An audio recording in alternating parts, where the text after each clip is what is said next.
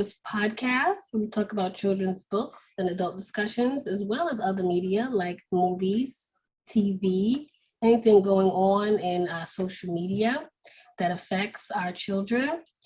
Here we discuss the life lessons we can grasp from these things and the content that can be used to develop and enhance our worldview. It's an open discussion, and we like to keep it respectful. At the end of the day, it's about sharing perspectives, educating and helping each other so that we can affect how we relate these messages to our children.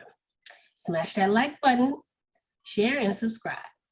All right, here we go. What are we doing there? And see what that say. Movie. All right, movie. Encanto was a good movie. Encanto. It was a good movie. What? You rolled your eyes on Encanto with your kids? Are they not singing every song? Yeah, we sing the songs, but that grandmama in the movie made me mad. Right. Oh, yeah. Grandma. The grandmama, and then the ending, how basically just because she didn't have no power, she's supposed to be like the family therapist. I felt like she was the black sheep, and they were of her because she didn't have No, power. Bruno was the black sheep. Right, but also the girl too. Bruno was just kicked out. Like that ain't Bruno was dead to them. Bruno was dead. But she was kind of like, in that abusive type situation where your family is consistently abusive to you and you want to fit in, you want to be a part. And she just wanted to be a part. And then, but that's the thing, though. It wasn't even a family. It was the grandmama. It wasn't even a family. That's true, because she was the one. She was like, they were the little marionettes, and she was the puppet master. Because it was like, if she say jump, they ask how high. But they all kind of perpetuated the grandma. They all perpetuated grandma's sentiments in their own ways. They didn't say, oh, grandma's right, but because they all followed grandma without question, it's kind of like they're all doing it to each other. Well, that's how toxicity works. It just... You get what I'm saying? Like, nobody, like the girl who was real strong and holding everything up, nobody was like, oh, grandma said you had to do this. No, but because she had this ability, everybody was pressuring her more and more and more. So everybody with their different gifts, grandma didn't directly say anything. Everybody was still carrying out her toxicity. Yeah. With everybody else. Yeah. That's the problem with the discussion. Why that whole crabs in the barrel thing still goes on in our culture. And I don't. And people don't it's been raining on and off outside, so you can't go outside. I didn't necessarily see crabs in a barrel. But what I did see is like the family roles, like you have to be this and you are obligated to your family. And that is toxic because each person should be able to be what they want to be. Like the pretty girl, she was going to be pretty and get married. She was the most beautiful one, but that's not really what she do. The one that made touched everything and flowers came out. Yeah. I don't want to do that, but they kept pushing that identity on her. They kept pushing it on her. And so all of them, they had these gifts and talents, but they really didn't like them. It was pushed on them. They want to be, and it was pushed on them. I guess we're already doing Encanto now. So, yeah. So if you're born with a particular talent and you're praised for it, you come to a point in life where you're like, I don't want to do this ish no more. Now what? I see that with people, even with athletes, which I'm loving now. I've heard a few on the radio, and they're talking about how they planning for the next set of stuff in their life because they're like, mentally they're done. They're still playing basketball, football, whatever, but they're like, I'm investing. I'm starting a business. I'm doing this, doing that.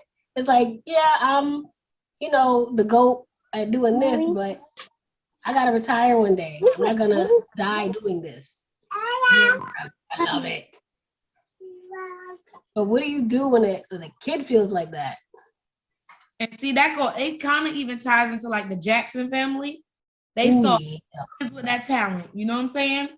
And even though the kids have all acknowledged, hey, yo, I benefited from this. I did really well in my life, but, you know, did I really want to do this? It was pushed on them. Venus and Serena. If had it not been introduced to them very early. Tiger Woods. You know, there's a lot of famous people when you look at their biographies and stuff like that, they really wouldn't have chose that path for themselves. But I think this sounds real terrible, but in a way, I think you have to push your kids to something and then listen to them when they are like, I don't want to do that. But if you don't push and motivate towards something, they ain't gonna do nothing. They ain't gonna do nothing. I'm about to say that. Yeah, average person is like, if you don't instill those things early on, they're not gonna just magically, do it for themselves. Right. It's not just gonna happen. I see that with people who didn't do that with their kids, and they're complaining about, oh, they just lay around the couch. They don't want to work. They don't want to go to school, blah, blah, blah. It wasn't a choice in my house. It was not a choice. Right. I think that goes back to that balance. Like this new generation, and I'm stuck in between that. My parents were so abusive. They forced me to do this. They forced me to do that. It was toxic. But then when you think about it, well, what else would you have wanted? What were you going to do? And then most kids be sitting there looking at you like, I don't know. Exactly. So shut up. Now that you're old enough to realize you didn't want to do that, then make a different choice right now. But your parents, I feel like we do have to push our kids towards something.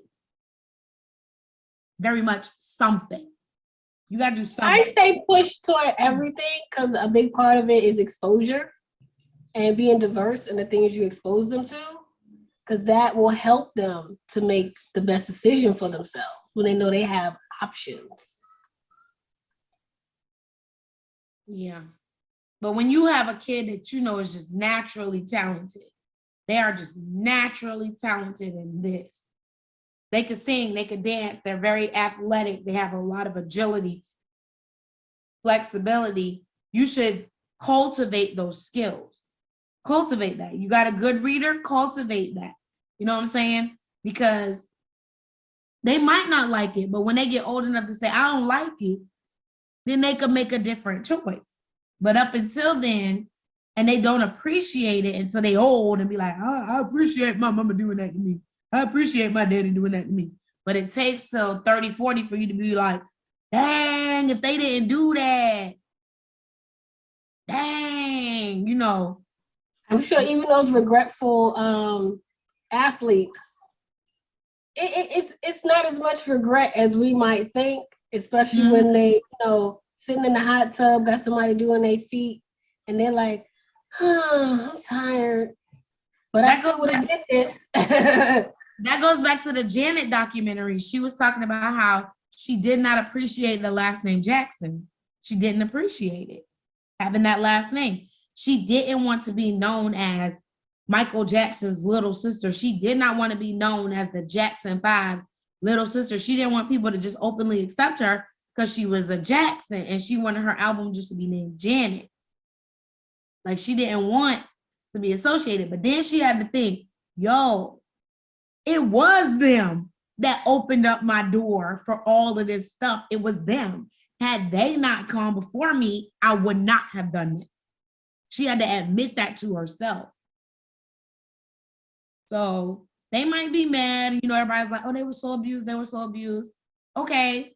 But ask any of them would they have changed it. And she even said, no, no. I wanted it at this age, but now, no, not changing it. All right. So on the docket today was Short Circuit 1. How do you guys feel about that? Short Circuit 1. You've never seen Short Circuit? Wow. Okay. Going in. I'm gonna pop that on now. What is that? Short Circuit is a movie about a robot that became self-aware. It is from the 1986. Yeah, I never seen that. Find a like a preview thing on YouTube, and I'll put that on, so it'll like Okay, that's Now perfect. I already, Perfect. I was about to say, I I mean, can't Destiny sit here and didn't watch see that it, whole so- movie. I'm not about to do that. Yeah. But I do want to say that when the thing got struck by lightning, it just made me think. You said in the beginning you were summarizing saying a robot starts to like realize, like self-actualize itself, and you were explaining it to us. I did see this movie, but that was 1987. Mm-hmm. Girl. It looked like Okay, it's from here we go. 1987. Right. I think, I was 6 years old when that movie came out. I was Okay, six. hold on. I'm playing the preview. That's what I'm saying. Destiny wasn't born. So, okay, go ahead. My bad. Go ahead. It's the ultimate soldier. It doesn't get happy, it doesn't get sad, it doesn't laugh at your jokes. It is quite simply the most sophisticated robot on Earth. At Nova Robotics, the future is in good hands. You're doing real good. Just keep working on those last two bars. Thanks to Dr. Newton Crosby. Originally, I designed it as a marital aid. But artificial intelligence has gotten too smart. It's malfunctioning. It might not do anything. But it could decide to blow away anything that moves, couldn't it? Because $11 million worth of robot just hit the road. Wow! Number 5 is alive. Welcome to my planet. You just have to find number 5, get some answers. Why don't you come on in my house? And it's got a lot of living to do. Whatever it takes to put that stupid contraption out of commission, that's what you do. Need input. Haven't had enough of this stuff. More input. More input. And they can seem quite lifelike, but they are still machines. Number 5 is alive.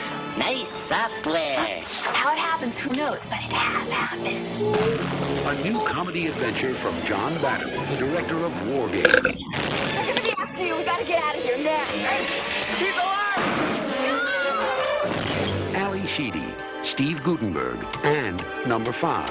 Beautiful. Short Circuit. I Oh, am. like, wow. My favorite was number 2 because he got on gangster. But yeah. So I can't remember how old I was listening. It was young though. 6, 7, 6. Yeah, I was at 1987. I was 6. Oh no, wait. Oh no, I didn't see it until a couple years later. That was only, I'm not saying. And when you watch movies too early, when you watch them young, you don't get the same revelations, or you don't see the same storylines as when you are 40 compared to when you're 6. Dang, Glory, you 40 now? I'm 43, sis. 43. Oh, look at you getting old. Got the gray hair and everything. Got the gray hair and everything. But no, when you got struck by lightning, if you wanted to take this movie and think about real world situations, and going from watching it at around 6 or 7 years old to now seeing the previews, Destiny, you got that gray? No. Huh? Oh, I thought she was doing like this to show gray hair. No, girl. Baby look at hairs. my- That's what I was looking at, my baby hairs. But I think we are, earlier when we were talking about the Toronto and the Jacksons and stuff, I think we neglect to see how trauma Go back in the room. actually plays out for our greater good. For instance, the robot was hit by lightning and it short-circuited, and then it became more human. it was able to understand and process data after a traumatic experience. And if you think about that in humanity, when you're babies, young, you don't have a lot of background. You don't have anything to base anything off of. So you're innocent and you see the world different. But after you live life a little bit, everybody is going to experience trauma. And when you go through those traumas, it creates a more human quality in you. You see the world differently after trauma. After you heal from trauma, you see the world differently.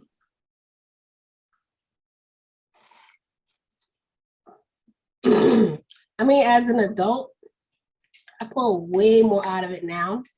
I pulled a lot out of it then, though, because I was still pretty young, under 7. I didn't actually see that until the 90s. It was on TV. Yeah, that's why I saw it. And I saw 2 before I saw 1 for years. I actually didn't see 1 until maybe 5 years ago. Because 2 was more popular because it was it was in New York, actually. Way more going on, the relevance to culture. That one was way more popular. Being an innocent child, you can relate. So it was like, oh, the robot and he's learning, and this is like, baby steps. And it kind of goes through that. It takes you from birth to death, actually, and back, because that happens in the story as well, and development and growth. And you can even understand it as a child, because they even cover death at one point, because he was mimicking a grasshopper and he squashed it by accident. So like that was a small conversation.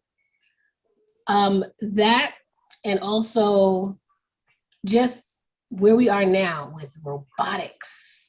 Because I was just like looking again today and I was like, wow, we've come so far. So right. Even the graphics in the doggone movie.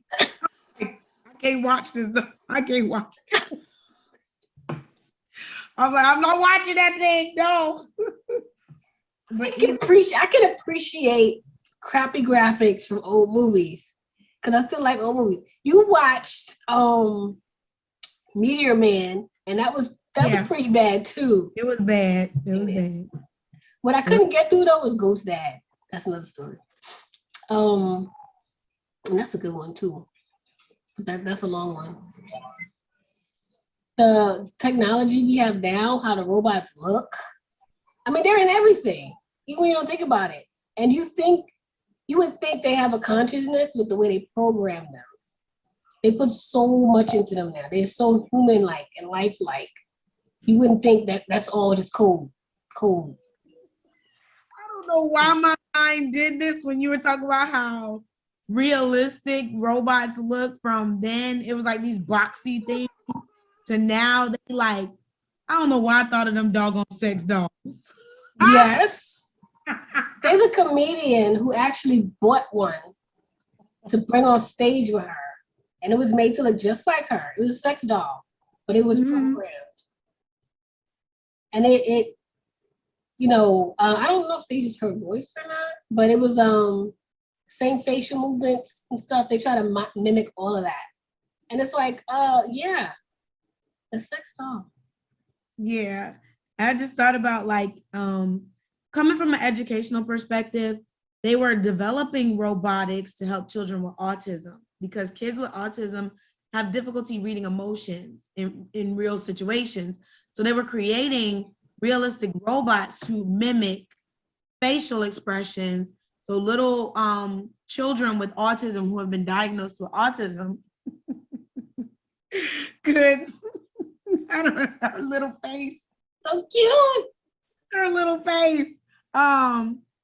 So that children with autism could read emotions or learn to read sad and happy and things like that with more practice using the robots. And yes, technology has come a long way. And even when they were using it as a war bot, war technology for war has developed.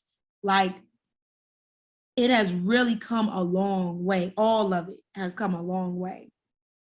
Yeah, I mean, what bothers me more actually in how far we've come with the robotics is how small it's gotten actually, to the point where we have like literal bugs, robotic bugs. I could have one on my head right now. I wouldn't even know. I mean, I Right. would know, but it's not bad in terms of like the spyware, you know, especially when it comes to invading other people's countries. Privacy. Mm-hmm. But And they've been also, doing that forever. but there's a flip side to that, because robotics in medicine, you got robotics, you know, that improvement has saved so many lives, where robots are now performing surgeries. And also the cameras, you know, they can get them so small, you can stick them inside of little veins and stuff in the body, lasers and all of that stuff, so tiny. So yeah, it's a double-edged sword. Mm-hmm. Really glad for the developments in robotics, you know, pinpointing for cancer treatments, identifying early onset things in the Space brain. travel. So robotics, yeah, it has come a long way. Undersea travel. Funky things, but it's a two-edged sword. You can use anything for good and anything for bad. This is true. This is true. So when, as you were talking about earlier, pushing the kids, especially with where things are going and how developed we are as a nation, I definitely want to open up that door. Because it's What you mean, open up what door? robotics, electronics, STEM, and yeah, it's becoming more common now, but it's still certain areas, because location on what is being provided actually, but it's still on, you know, parents and caregivers to expose. Because just like you have kids that they just want to play video games all day. It's like you can be a consumer, or you can be a producer, you know? Because at the end of the day, what you can sit on the couch and play games all day. Who's paying the rent? Who's paying for the service so that you could do that? You know, and I've told even colleagues growing up and peers, why don't you go to school for gaming? Your job in gaming. I mean, and for many years, it wasn't as big as it is now, especially with the internet. When I was a kid, to be like, oh, I'm going to be a gamer, you know, as a career choice. Like now that's a real job. It's a thing. And it's great. Get into it, and it's good money. But still, gotta push them. In that case, you're not really pushing them off the couch, but you are pushing them into being productive while they're on the couch. I got a differing opinion on the gaming situation, and it's almost like how people push their kids into athletics. You're gonna go to the NFL, you're gonna go to the NBA, you're gonna do this, you're gonna do that, right? The number of people who get into that industry and really profit is so small. And it's the same with gaming. Your child sitting there lazy behind on the couch and playing for 14 hours a day, you know, just playing, is way different from the kids who are doing something and actually companies want them to use them to make money or whatever off their gaming practices. Like, you can say, oh yeah, he's gonna develop into a gamer and he's gonna do this professionally. Well, what skills do they really look for in those kids that are gaming? You letting your kids sit there for 14 hours, but they're not developing the marketable skills in gaming. Yeah, that's different. That's different. Like if you're really into it and you were supporting your child in that, just like any other, you know, type of business or career field, you have to research into that. It's not just gonna happen. It's not a luck of the draw. Even with just being a presence on social media, you have to see, you know, what's trending. You have to do XYZ things on that path. It's not just sit there and it just happened. But see, I think that's the part that could be confusing or misleading, because some people do. Mamas don't know nothing. They working 3 jobs to keep food on the table, and their child with no help gets drafted to the NBA or NFL because they had that natural talent. Natural. Then you got other parents who did the research, got the films, did all of that, and their child progresses on. But there are some people out here who are thinking, you know, we all got a chance to get in on this. Even if you do the research, there's no guarantee. So things with, even with robotics and everything developing, I think parents should be like pushing their kids to have a backup plan. Because everybody, look how many people are gaming. They ain't hiring all these kids that are sitting on their computers for 14 hours a day. They not. I'm sorry, it's not gonna happen. And so your child is sitting there, you got the most expensive gaming equipment, the highest Wi-Fi, all of these things for your kid, and they're really not gonna produce anything. Because one, they lack the talent and true skill and knowledge. And you're thinking, oh yeah, they're doing this thing. No, everybody don't make it to the NFL, NBA, and everybody don't make professional money off of gaming. They just don't. That's true. So you should have your child have a backup plan. And you know me, I always go back to education. Yeah, great, your child can hoop. Great, your child can throw people to the ground. Great. But can they read and write? We need to have balanced kids. Oh, of course. Your child. I mean, to me, that's standard. Yeah. With everything, for one, you have to have a plan. And part of the plan is a timeline. Either this is gonna work or it's not gonna work, and then you have to move on. That's when plan B kicks in. Prior to plan B, the foundations have to be laid. Unless, because there are people who autistic or have some developmental issues where I've seen that's something that is helping them grow. And I know a lot of people, you know, they kind of treat it a little rough when it comes to gaming, and which you can, even though she's muted, when it comes to gaming and what it takes and what you can learn from it, it's quite a bit. And there's a lot of research done on it. It's targeting kids for a reason. They're developing skills and mentally growing, all these different things with the complex calculations you have to make in some of these games, the critical thinking. There's a whole lot of, you got to do this over and over and over again till you get it. Trying to figure out a code. So I get it. I see your face already, and I get it. I've had many nights as a kid trying to beat a level, and I played pretty complex games when I was young, late at night, and that goes into also how you approach things in life.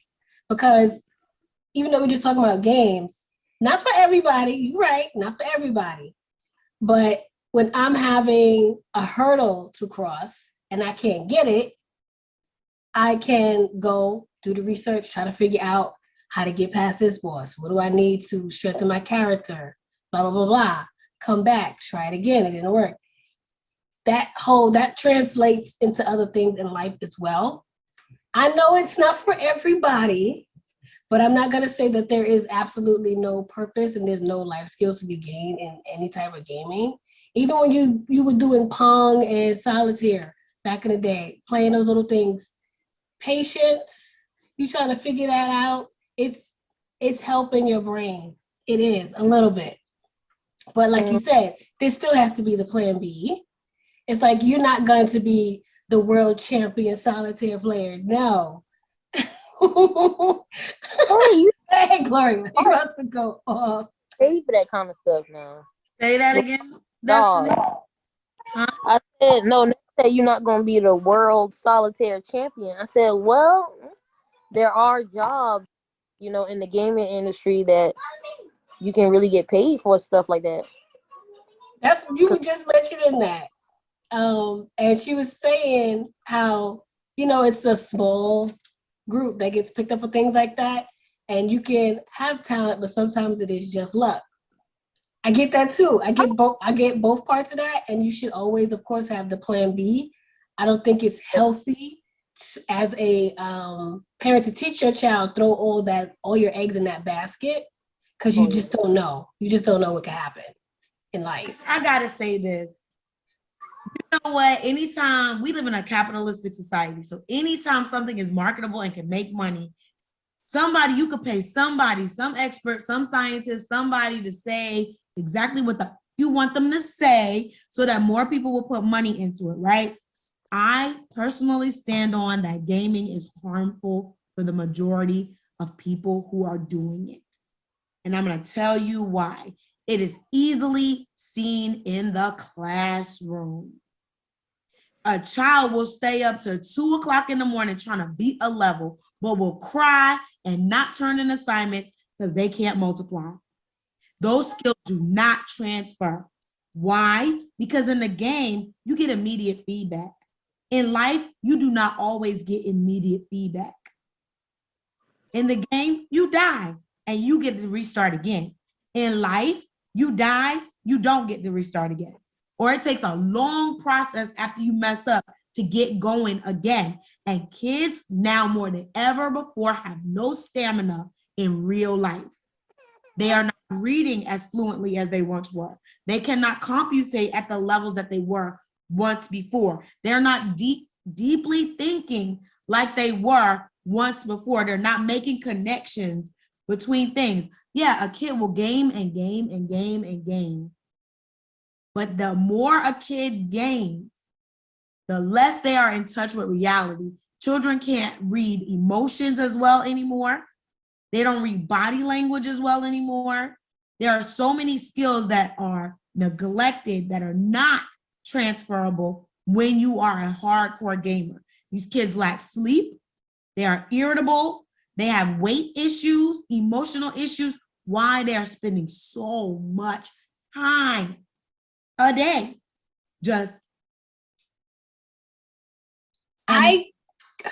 like with the NBA, a small percentage of people get drafted. Out of all the people that want to go, a small percentage of people are making money off of gaming and that industry, you know, that compared to the ones that won social media stars who are really profiting off of social media. The people who are really getting money off of social media, that group is small.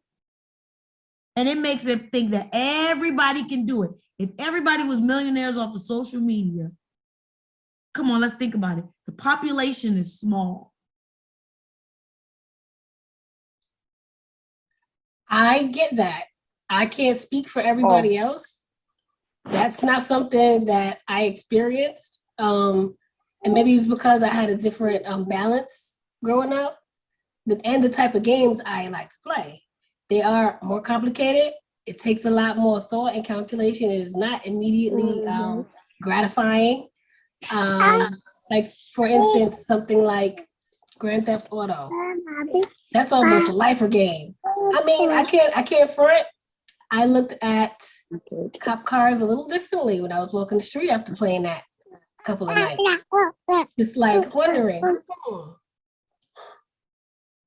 But yeah, it does get in your head. It does have a psychological effect.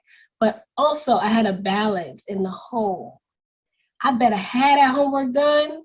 It better not be no dishes left in the sink. Everything I need to do and that I'm responsible to do better be taken care of before I think I'm going to go and spend hours playing a game.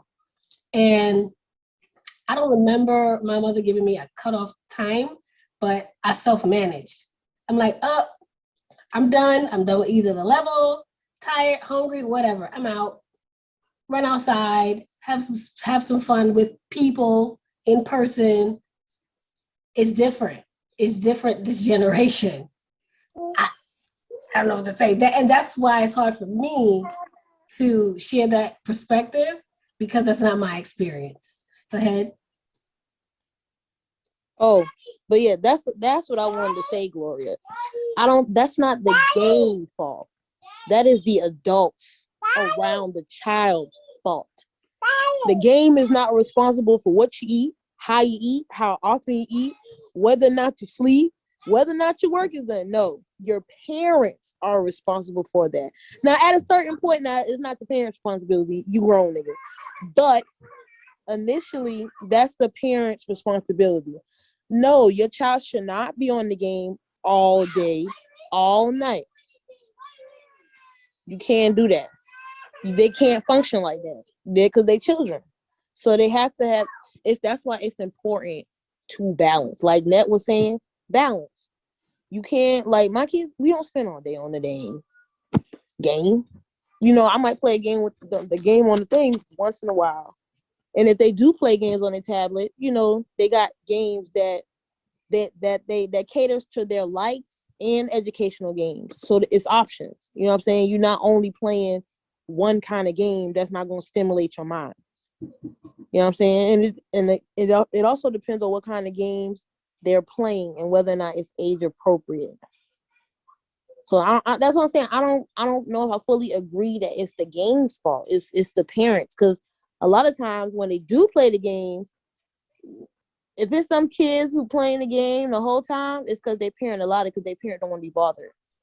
Yep. They don't want to be bothered. Way about and it's keeping the them quiet and keeping them busy. So if they quiet and busy, why am I bother them? I want to piggyback on what both of y'all are saying. I do not blame TVs for violent ever kids. I don't blame games for kids. I don't blame the game. What I'm saying is that people like to say all of these different, like scientists, you know, oh, gaming does this, does that, does this. No, it doesn't. Just like y'all said, the gaming is not bad and the gaming is not necessarily good. It is parental regulation. What I'm saying is now more kids than ever before have games and TVs babysitting them. So those skills about perseverance, those skills about building character, self-regulating, those things, kids at a larger number than ever before can't do those things. The kids that you're seeing now in the classrooms have an inability to self-regulate, a majority. Why? Because nobody is bringing balance. You know how many kids are sleeping through classes? How many kids, if it's a multi-stepped math problem, or if there's 5 paragraphs, they won't read it. But yet they got the endurance to stay on the game for 14 hours. You got a game. Kids tell me all the time, I was on my game 5 hours last night, but you ain't do your homework. And then when I'm teaching you in the classroom, the rigor, they do not have the stamina to read a whole paragraph or write a paragraph. Why? Because they have that stamina for the game, but nobody's regulating them. And a lot of kids don't even have chores anymore. They don't have any responsibilities. So gaming in the 80s, our gamers from the 80s, our gamers for the 90s, as we are progressing, kids have less and less other kids. Kids can't even, y'all know kids don't even know how, a lot of kids can't jump rope. They can't jump rope. Yeah, we talked about that. Double Dutch, they think it is the most amazing thing in the world. Double Dutch, y'all. How many, that was normal. You turn a single rope now, and the kids are like, I can't jump in. What you mean you can't jump in? But we want to say that endurance, that practice, they give up easily. Oh, I want to teach you how to jump in the rope. No, I don't want to do it that way. I can't. But they will play a game. Yeah. So, I mean, no, it's not the game's fault, but parenting, I said the pandemic, if the pandemic did not do anything else, whether you believe it's real, not, mask, no mask, vaccinated, not vaccinated, what COVID clearly was demonstrating the lack of parenting in America. It demonstrated clearly the lack of parenting.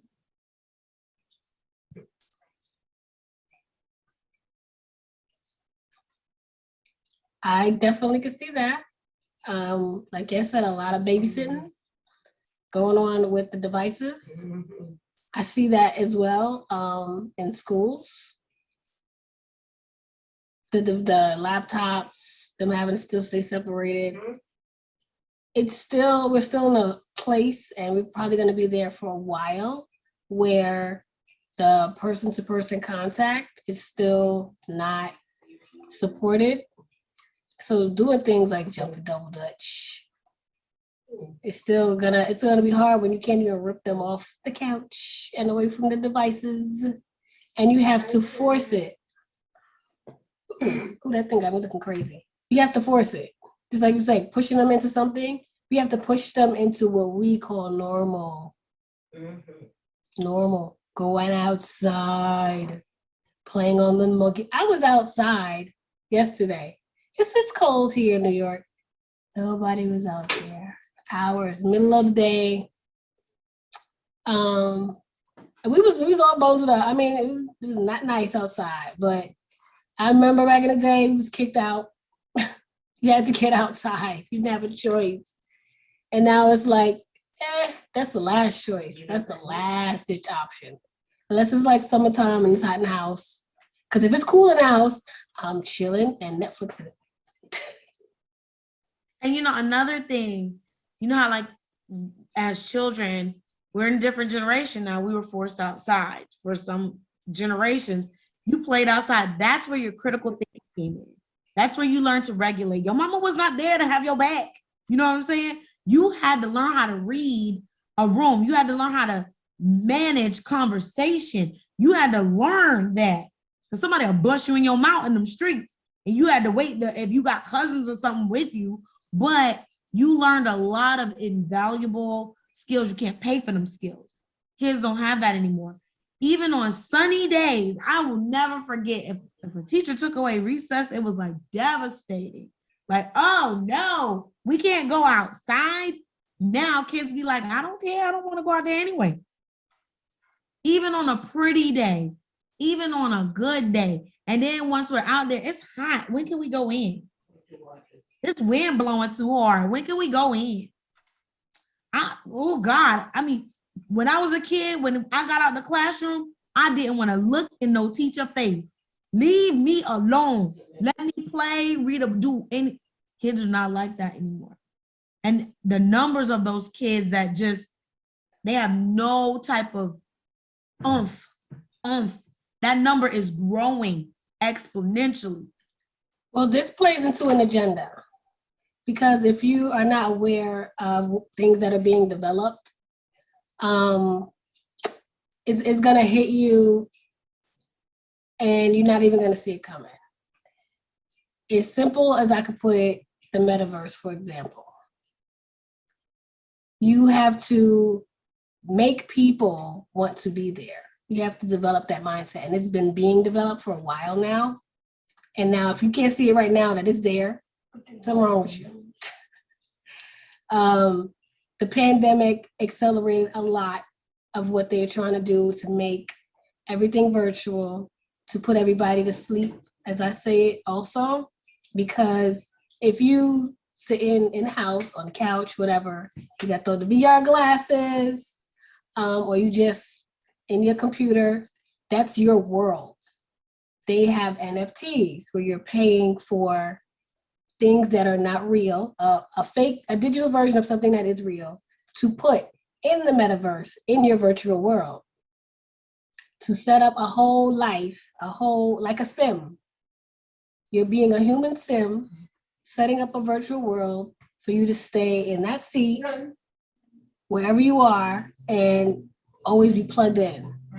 We have had, I think even from the 70s, numerous amounts of movies and TV shows where they were already talking about these things. Like you lay down, put on your glasses or whatever, or you press a button and then you in another whole universe or world. It's regular life.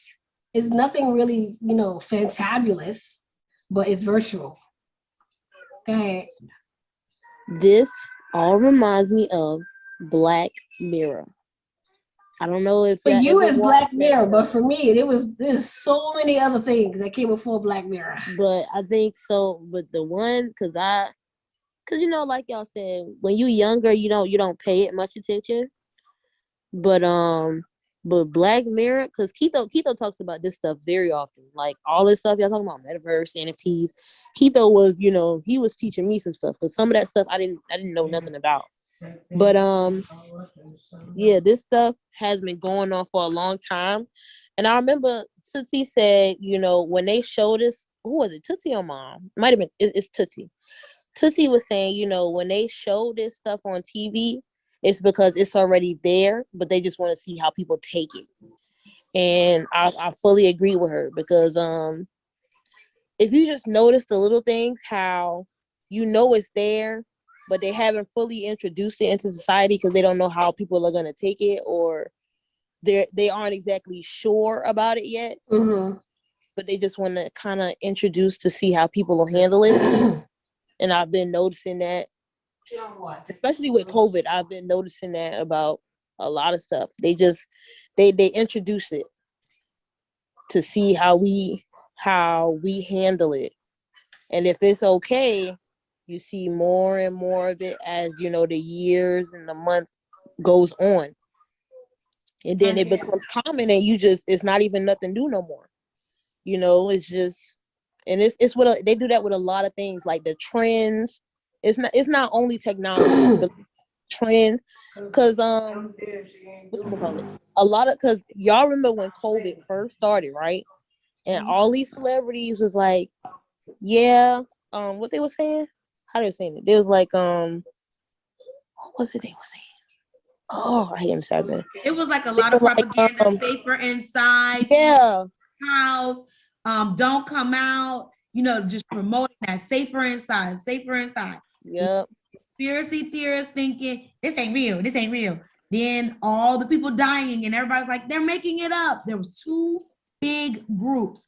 It's a lie. They're making it up. It's real. Look at the numbers. Numbers don't lie. Now that movie. What's the name of that? I don't know. Don't Look Up? Is it called Don't Look Up? It is exactly like that. It is exact, and you can see that with everything. I don't get to watch that movie yet. You can see that with everything. No matter how much you got people in your face saying yes, that's what it is, and you can clearly see that's what it is. You will always have somebody on the other side. Nope, that's not what it is. Even though you got the proof, you can see it, you can hear it, you can smell it, but it's always gonna be. But even with COVID, right? So in the beginning, people were like, they're lying, they're inflating the numbers. A person dies in a car accident, they're coding it as COVID. A person dies in childbirth, they're coding it as COVID. And so the numbers were really inflated. One group was like, that's a lie. Another group was like, that's the truth. Now we in the middle. I'm not in no hospital, I'm not no nurse, I don't know. But a lot of propaganda was going out, right? Fast forward to 2022. Dr. Fauci himself said, yeah, that did happen. That did happen. They were coding things as COVID that wasn't COVID. I mean, I already knew that. But what I'm saying is that what I'm saying is Destiny, okay, it goes back to slow walking us into where they want us to be. Slow walking us. Okay, is it true? Is it false? Is it true? If you are not a scientist, if you are not in the hospitals, if you're not there, you don't know. You're only going off of what the news is telling you. You're only going off of what propaganda is telling you. So this metaverse-ish, right? This metaverse. Yeah. Property values are so high. I looked at a house. Me and my boyfriend looked at a house today. Beautiful house. Oh my God. Beautiful house. Beautiful. $319,000. $319,000 for this house. That's sold 4 years ago for like $190,000. That's ridiculous. Okay, so what is this doing to people? Ridiculous. What is this doing to people, right? People know they can't afford housing. People are moving into houses that they really can't afford, all of this stuff, right? But what happens when it crashes again? We're going to be stuck in situations. How do we make people feel better? You're going to sit on that damn couch because you can afford a VR. You can't afford your house. You can't afford to get out of the ghetto. You can't afford to get out of the bad neighborhoods. You can't do that, but you can afford a VR. You can afford some fake land. I can't afford that house 3 streets over, but I can afford some fake land in the metaverse. I could buy skins for a cartoon character in Fortnite.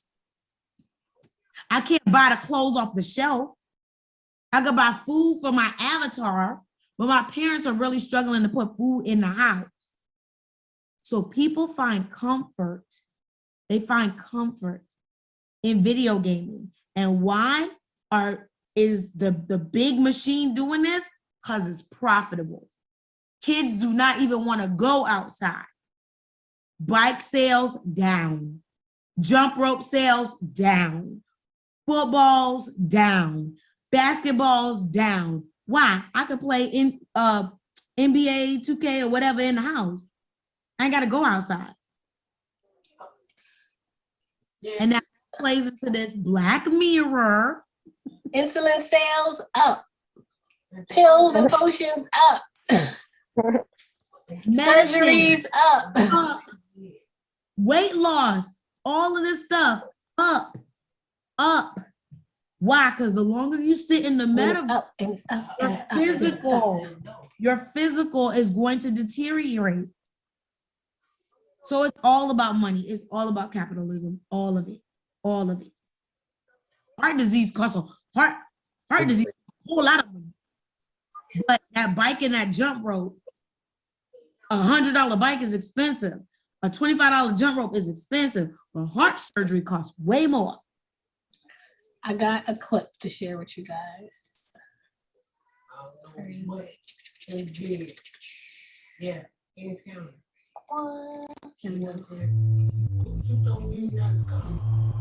This is another old movie.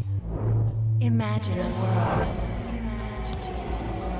where you can be anyone, go anywhere, do anything. Robotic human surrogates combine the durability of a machine with the grace and beauty of the human body. With most people living their lives through their surrogate selves, our world has become a safer place. Take a seat in your STEM chair, and just with the power of your mind, you can control your surrogate and send it out into the real world. You can finally live the life you've always dreamt of, without any risk or danger to yourself. We are confronted with an unprecedented situation. 2 people have died while connected to their surrogates. I think we may actually have a homicide here.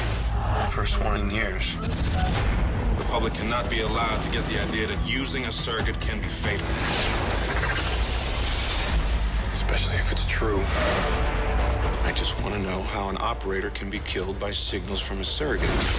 Surrogates have been blown to bits without the least bit of harm to their operators. If it were possible, it would defeat the entire purpose of surrogacy.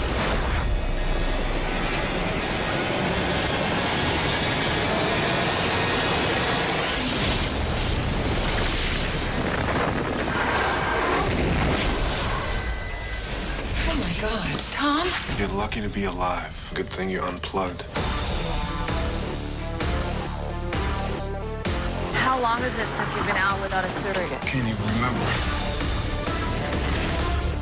It's different when you actually feel the pain.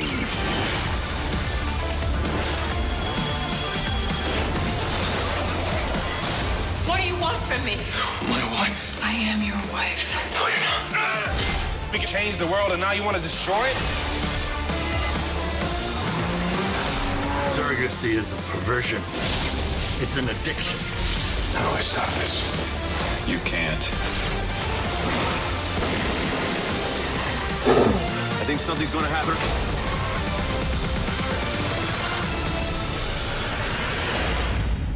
Now it's up to you.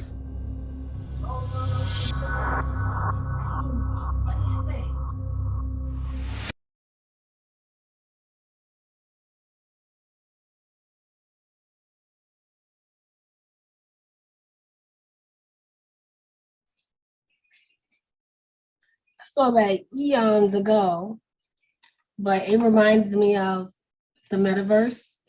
And there's quite a few VR games as well that I've seen not too long ago, where just the fact that people take it so, not that even people take it, the brain is affected so deeply that they've been pulled because people have actually had heart attacks and stuff like that from the sensation of falling, being shot or whatever in the game or whatever virtual thing that they were doing. And, you know, because your brain controls your body. If you feed that into your brain, it's going to react. And people can actually die that way. But see, this was way long before Black Mirror and this metaverse stuff even started. Stuff like this was already out there. I think this is from the 90s as well, early 90s. But in it, Bruce Willis's wife, she's in that bed thing like all the time. So when he actually saw her not hooked up for, I don't know, weeks, months, she looked decrepit. She looked like the Crypt Keeper. Yeah. and that's how it's gonna be when they hooked up into the metaverse. Like why do I need to go and wash, take care of myself, eat right?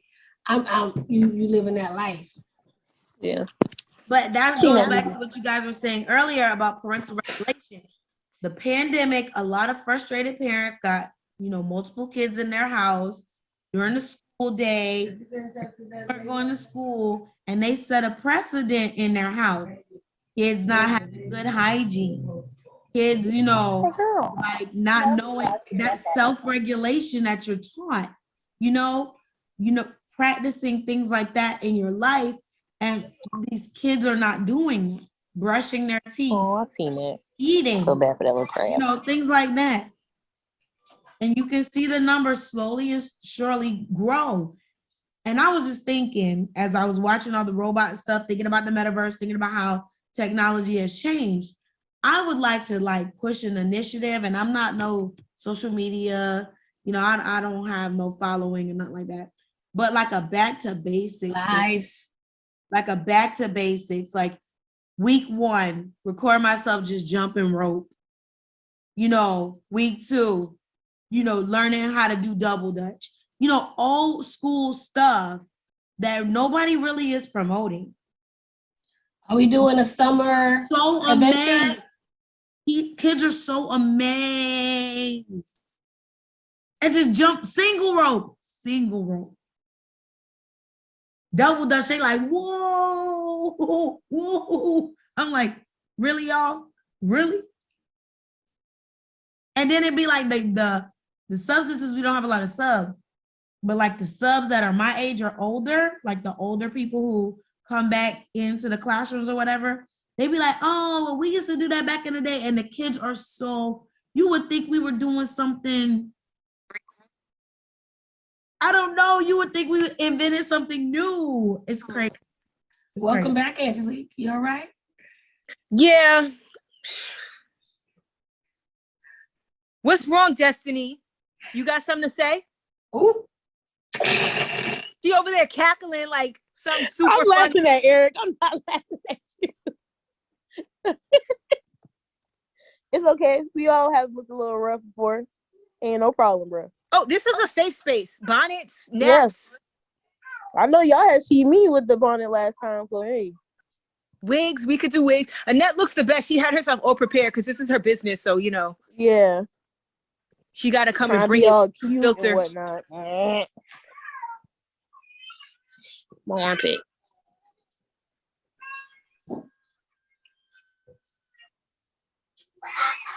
So to bring you up to speed, Angelique, we did, she did the wheel and it picked a movie, and the movie was Short Circuit from the 80s. Okay. Played a small clip of it and then the trailer for it.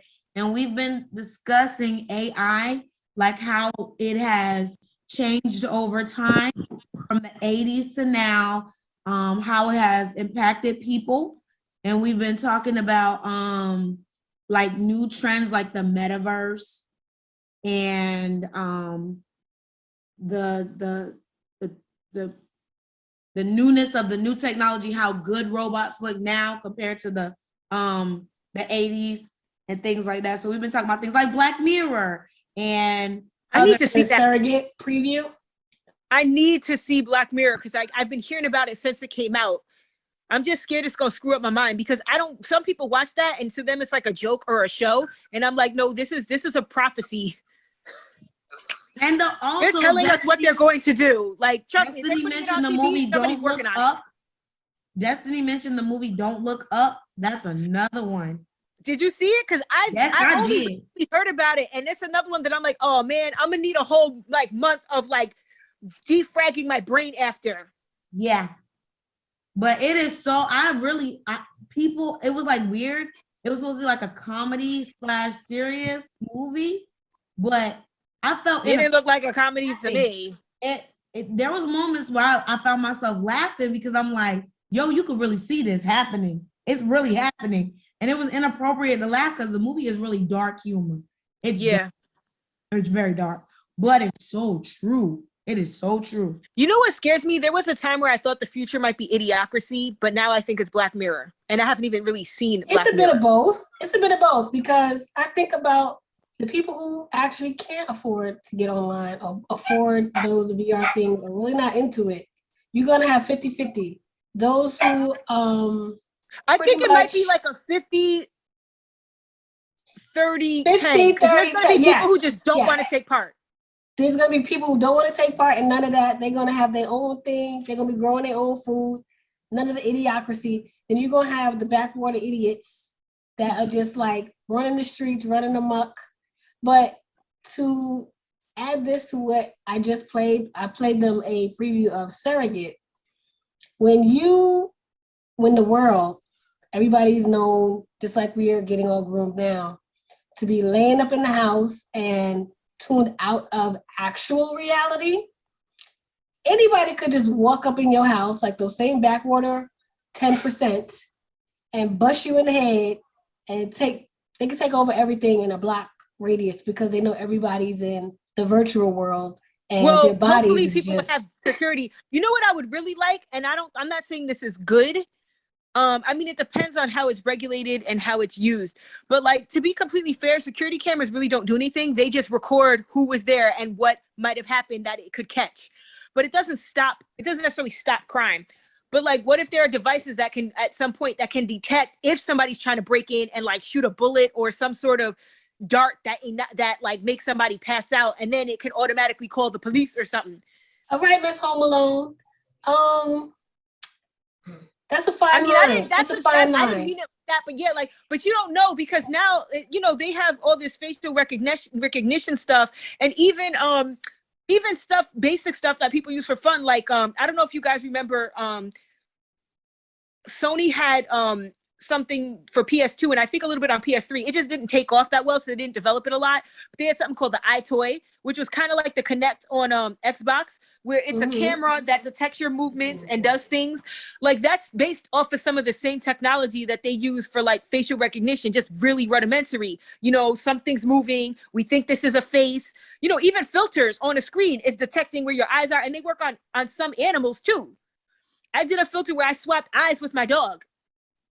So it's like, if it can read a face and figure out what's going on, so we can't say that there won't be a time where it can tell if it thinks somebody's holding a weapon and does something to detain them or automatically I'm quite sure that it exists in the military sense. Oh, deaf girl, please, they are so far ahead. And I'm pretty sure there's people. Microwave technology, they had that way before we were cooking Pop-Tarts. Well, Pop-Tarts go in the toaster, but you know what I mean.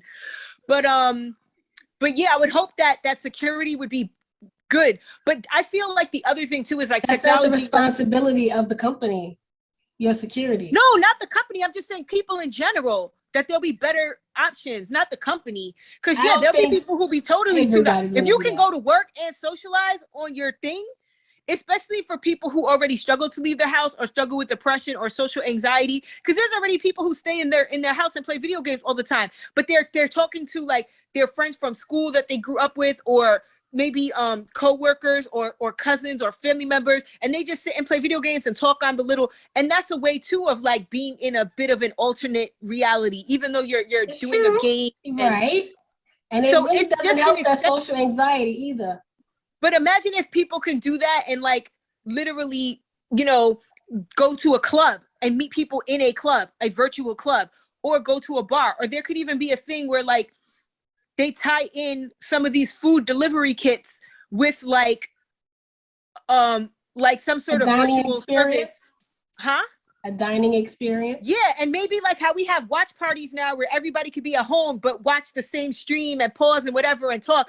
Maybe it'll be Stop a thing where giving you them ideas, please. Huh? Stop giving them ideas. I like going out. But it's like, I'm just saying, like in general, there's gonna be people that think it's the best thing ever. And then the more normal something is to you and the younger it was implemented in your life, the less you're gonna question it. Like a lot of the people who are against metaverse or certain aspects of social media or technology now are because they see the damage, or it's just so foreign from what they know, or the benefits they're not beneficial to them. But the younger you are, the more you grew up with a screen, the cooler it seems, the more. I've even seen comments on TikTok, people are like, oh, I can't wait. Like, I can totally wait. I can totally wait. Me neither. The other thing too is like, technology is outpacing legislation. So like what you're saying about people being so sucked in that they don't know what's going on, there might be a point where they have to implement, like just when you go to a bar and they cut you off, they're like, I think you've had enough. There might have to be limits, and then people might find way around. Oh, I made another account. I used a friend's account. Go ahead. So they have already implemented that on things. In America is not, because you know it infringes on rights, but TikTok is a Chinese app, and in China they do regulate how long you can stay on TikTok. Oh, good. You are warning TikTok, because I even get them. I'll be on TikTok way too long, and in America you can't. They don't stop it. They'll be like, you've been scrolling for a really long time. Don't you think? Take a break, drink some water, you know, take a shower. Maybe you don't want to come back. But in China, there's like and it shuts off. You know how like TV a long time ago, it would go, and you couldn't watch nothing. Well, TikTok still does that in China. It cuts off for everybody. It like at a certain time, boom, it's done. That's good. And it makes sense too, because like as parents, we parent our kids. Kids have limits on the amount of junk food they can have, how late they can stay up, what shows they can watch, how long they can watch them. Sometimes I had my cousins when they were kids, they were not allowed to play video games during weekdays. They could only play on the weekends. My aunt was just like, no, it's school week, that's for the weekends. But as adults, sometimes we just don't have that same control, and we're just like, yay, I'm just gonna do this forever. Go ahead, Justin, you had your hand raised. I was telling Ned and Justin before you came on, like as time goes on, as an educator, as a teacher, people used to say that video gaming was so good for the brain. It was so good. It was so good.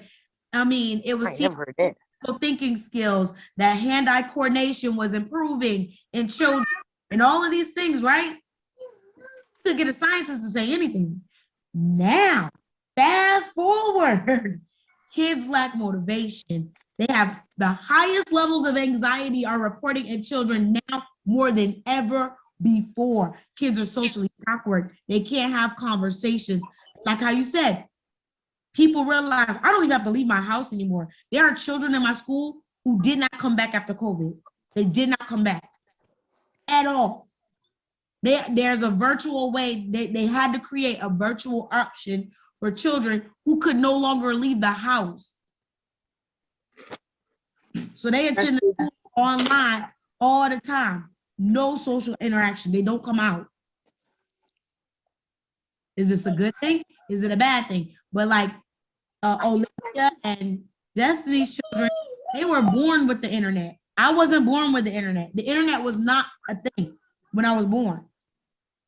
There was no Facebook when I was born. Facebook didn't even start till I was in college, actually. Facebook started when I was in college. So now you got these generations of kids, it's normal. If you don't have a TV in your house, it's like you weird. Shoot, if you don't have multiple, because we also grew up in an era where some people, you only had one in the Only living had room. one Maybe the TV. parents' room, but kids didn't have them. Most houses only had one TV in the living room and everybody had to share. Now everybody got their own TV in their own room. Hell, now everybody got their own laptops and smartphones and own tablet, all that stuff. Screens everywhere.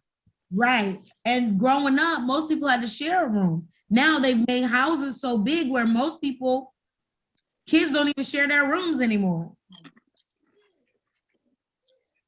Balance, boundaries. That social interaction is that's being able to self-regulate, read emotions. What I'm seeing in the classroom, and it's growing by the year. I don't know if y'all been listening about teacher shortages, teacher walkouts, all of this stuff. I mean, even all the stuff that Toya puts in the group chat. Another teacher's leaving, another teacher left. Okay. And I'm like, okay. And it's so bad. And Toya puts it in the group chat. I don't, but the same thing is happening at my school. Same thing. Same thing. And true, they still don't even have enough substitutes. I've seen articles where there's like they have people who don't even have degrees, but they're available and they're teaching. I've seen in one state they have police officers coming in and teaching. And it's like at this point, like so now you basically made the degree worthless. Facts. I've been saying teaching degrees are worthless.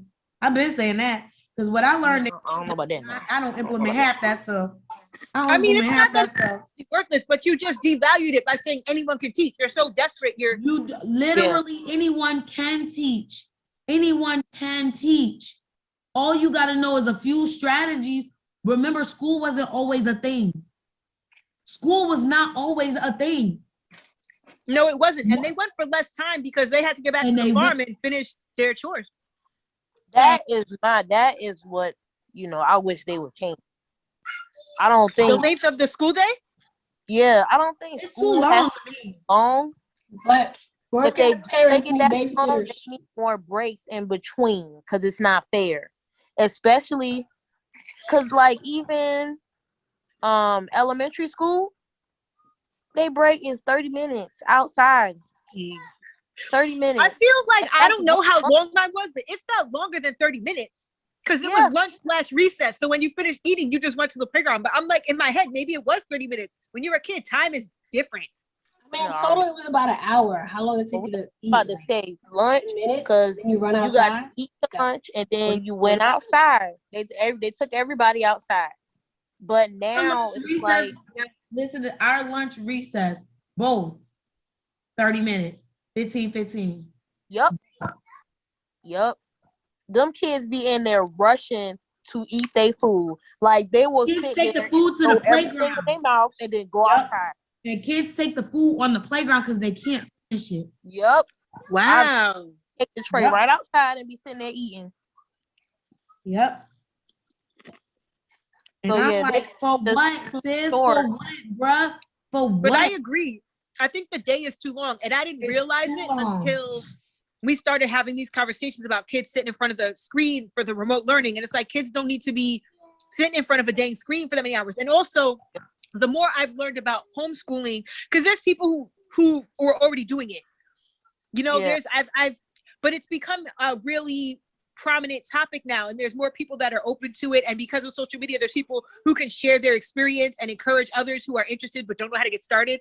But a lot of people who homeschool, they don't homeschool their kids 6 hours a day. They do it for a few hours. You pick one subject a day. You focus on that. They meet up with other parents from their community or maybe their county. They go on trips to, it's like it's more than what it's been made to seem, because it always seemed in my head too, because I went to a traditional, public, well, I've also been to private school, but I went to traditional school. In my head, I'm thinking you're literally sitting at a table with like worksheets for like 6 hours. It didn't occur to me that like, yeah, you don't have to do that many hours, especially for small children. And also you have more freedom to implement projects. Kids learn more in their first 6 years of life than any other period. When you're in your kitchen, pouring those bowls of cereal with your mama or cooking, when you watching, you are learning so much. And the stuff that we're teaching in the class, we teach backwards. We teach backwards actually, because what you should be doing is doing the physical stuff first and then translating it to the abstract. Kids learn concrete. The brain registers what we see, what we smell. Our 5 senses teach us everything we need to know. Once you can make a concrete connection, then you can think abstractly. Teaching is backwards. That's why it's so laborious. Oh my God, it's so laborious to keep doing the same because I know she recorded over and over, when all it took was watching your mama fry a pancake, flip the shit over, and it's done. Woo! There's so much to learn in there. There's a writing assignment, a science, experiment. There's so much in just cooking, but because we make it like a work and not just an experience, education sucks. It sucks. It really sucks. I find it so refreshing to hear a teacher say this. It sucks. I hate it. I hate it. I don't think it's not shared among a lot. It's just can't communicate it, and you can't say it. That's what I'm like. Yeah. For real, like math, you're doing math all the time. We had this conversation the other day about math. Why are you so extra with this? You do use it in the real world, but they don't use all that stuff. Most people will never use some of the stuff they spent all this time teaching. Explain the PEMDAS. You use all of it. You use all of it. But school just gives you an official name for it. And PEMDAS is parentheses, exponents, multiplication, division, addition, subtraction. Right. Yep. You use it, and you're using it naturally. But we make it feel like it has to. When you learn something, I know what you're saying. The way they teach it, it makes it seem like it's impractical. You don't understand the application in real life. Right. It's more complicated than it needs to be. You're applying everything in school in real life already, instead of us having the experiences first. Like, why the fuck y'all take play out of kindergarten? Why? They need to be playing. Wait. Hold up. I don't think I heard you right. I need you to repeat this foolishness that I think I heard. They took play out of kindergarten. They took away that and the naps. They took naps away like 20 years ago. There's not enough playtime in kindergarten. Wait, they don't, because kindergarten used to be mostly based on, especially because it's some kids' first time being around so many other kids. Not all kids go to daycare. So a lot of it is based on social. It's very basic learning, but a lot of it is just playing with other kids and getting out of being used to not being home all the time and not being around mommy. And just, so what is the point of kindergarten if they're not playing? What are you doing with the kids? School pisses me off because, okay, you know how you get to a certain level where they're like, oh, now you're going to learn about science and gravity, everything that goes up must come down. But you got to remember the term gravity, right? Who the fuck don't know what you throw in the air comes back down? Kids learn that from playing. They throw shit in the air, it comes back down. Throw shit at the same time in the air, it comes back down. But then you got to give all of these official names. You never use the official names for shit. All you need to know is that whatever comes up must come down. And then the actual abstract learning, oh, that's called gravity. If you leave the pancake in the oven, if you leave the pancake on the stovetop for too long, it's going to burn. Cause and effect. But when they get to school, you having them reading these long ass passages to understand cause and effect, but they already know what caused it, why. But you put it in a classroom and it feels so laborious. Kids already got it. They know why. They can explain to you why something happened. But the format that is being put in, I'm like, why are we trying to teach them like this? It don't make sense to them. What is the agenda? What do you think the agenda is? And it's like you trying to teach them something that I'm like, why are we teaching it? That's what I think. I think part of it, I don't think that's the whole thing, because that's a very popular. Say that again? So Annette had asked, like, what do you think the agenda is? I think part of it is that they just want cogs for the machine. But I don't think that's the whole thing. That's a very popular rhetoric right now. And I think it just oversimplifies. because there was a time when the things that the stuff that kids were learning, even though that maybe there wasn't in the beginning when kids started going to like an actual schoolhouse, whatever, you know, because there was a time when regular kids didn't do that. The only people who really went for higher learning, you came from a specific family, and most schooling was private. I don't know exactly when it changed to like, or when the system that we have now started to be implemented, where kids went for a few hours a day to an actual schoolhouse. And even that was different because you had all the grades together and the older ones helped the younger ones. And the teacher would try to, you know, make sure that she kept everybody, you know, where they needed to be. But there was a time when that was a luxury, and it was good because as we started to shift out of an agricultural society, you did need to have some of those basic skills. There was a time when that didn't mean anything. You needed to know a trade. You need to know how to build something, how to take care of animals, whatever. You needed to have a skill. And as we got away from that society and things began to transform, those other, like the basic reading skills, math and English and, you know, other thing, writing, those things became very important to navigate the world. But like we kept that system and we added things to it because in the beginning, they weren't learning chemistry. That would have been something you would have specialized in if you went away to college, you know, but we implemented different languages and we implemented and all these and history and, but like they never really looked at the system or school for what it was and be like, is this where we need to be right now? Like looking at where our culture is going or where the world is going. Is this the best system? Because there was a time where it was really good.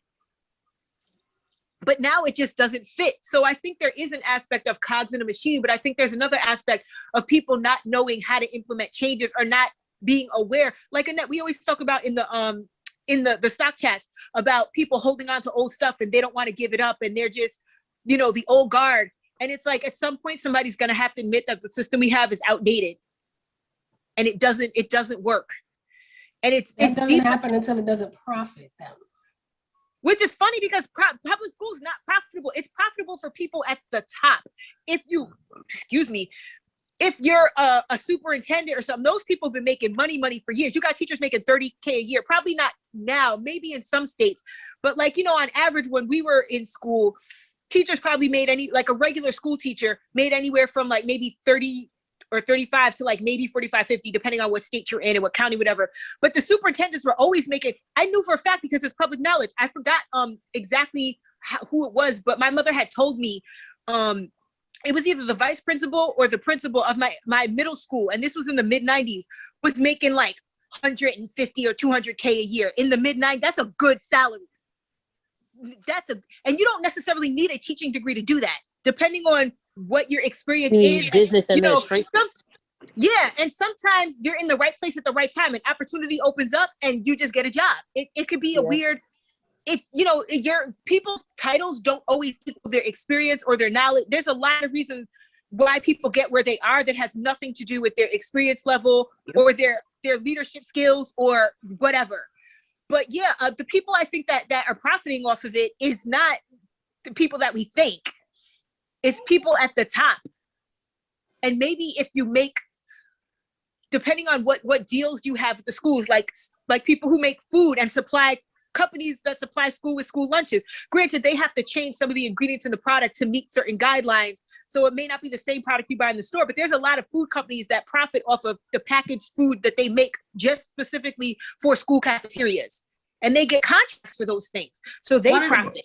One of the biggest profited industries in schools now is the testing and book company. A whole nother, thank you. That's another. They're industry. Making a lot of money. And that's why they keep changing curriculum. They keep changing the way kids learn, because some book changed page 29 through 30. And now they're going to sell a whole new book. It's a new edition. And this is my argument. This has always been my argument. Same thing with college. The same thing with college. It's all about money. Because listen to this. People have been learning to read before the fucking internet. People have been learning to read before before books were accessible in every home. People were learning to read. People were learning to write before electronic tablets and special devices that help kids put their fingers in the shit. People were learning this stuff forever. But what is the big market in education? The people who are not in education, the suppliers, books, pencils, materials all associated with school, and all of these new fucking fads. Kids were learning to read all along. The best way to teach your kid to read is to read to them. Even if you think that they're just memorizing at first, just read to your goddamn kids. Show them the words as you read. Most normal brains will pick up on it. That's where you start to decipher if your child has a learning disability. Schools should be specialized for kids with learning disabilities only. I actually agree with that. Because everybody else will naturally catch the fuck on. I agree. And especially because there's people who, depending on what their child's needs are, they may have to bus them real far to a school. You have, in some places, you have kids as young as 7 and 8 who are getting up at like 5 a.m. to catch a special bus to go like 2 counties away. And then they get home super late because they get out of school the same time. And now they got an hour. It's like they're commuting to work like a grown-up because there aren't facilities close enough in their area, or sometimes maybe the school can't pay. There's all these bureaucratic red tape reasons too why sometimes they can't. But Gloria, I completely agree. I'm just saying, I live in a rural community, and there are children in my community that get on the bus at 5:30 in the morning. 5:30 in the motherfucking morning. I don't even leave my house at 5:30. There are kids standing at bus stops, waiting for that bus to pick them up. Now, you tell me what in whose life is that shit humane? Where is that humane? That's messed up. Kindergartner to get on the bus at 5:45 and don't get home to 5:45. And then they got to do homework, but they didn't have any downtime. That is not even humane. That's not even humane. It's not humane. And these are kids not going to specialized schools. These are kids going to regular fucking school. That's crazy. Itty bitty babies standing out the road. And then you want them to function. My teaching philosophy has drastically changed. This bullshit. All of it. Some bullshit.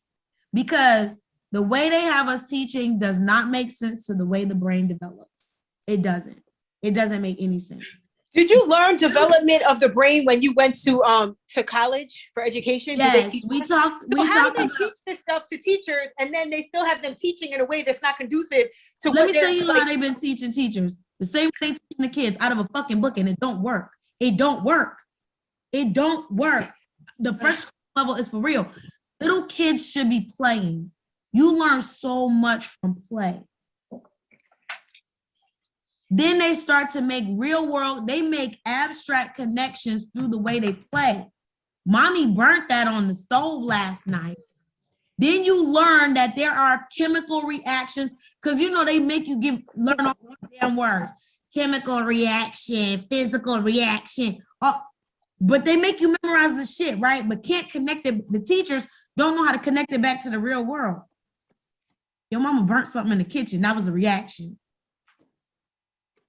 Homogeneous mixtures versus heterogeneous mixtures. Kids don't know what the fuck you're talking about, right? I don't know what you're talking about.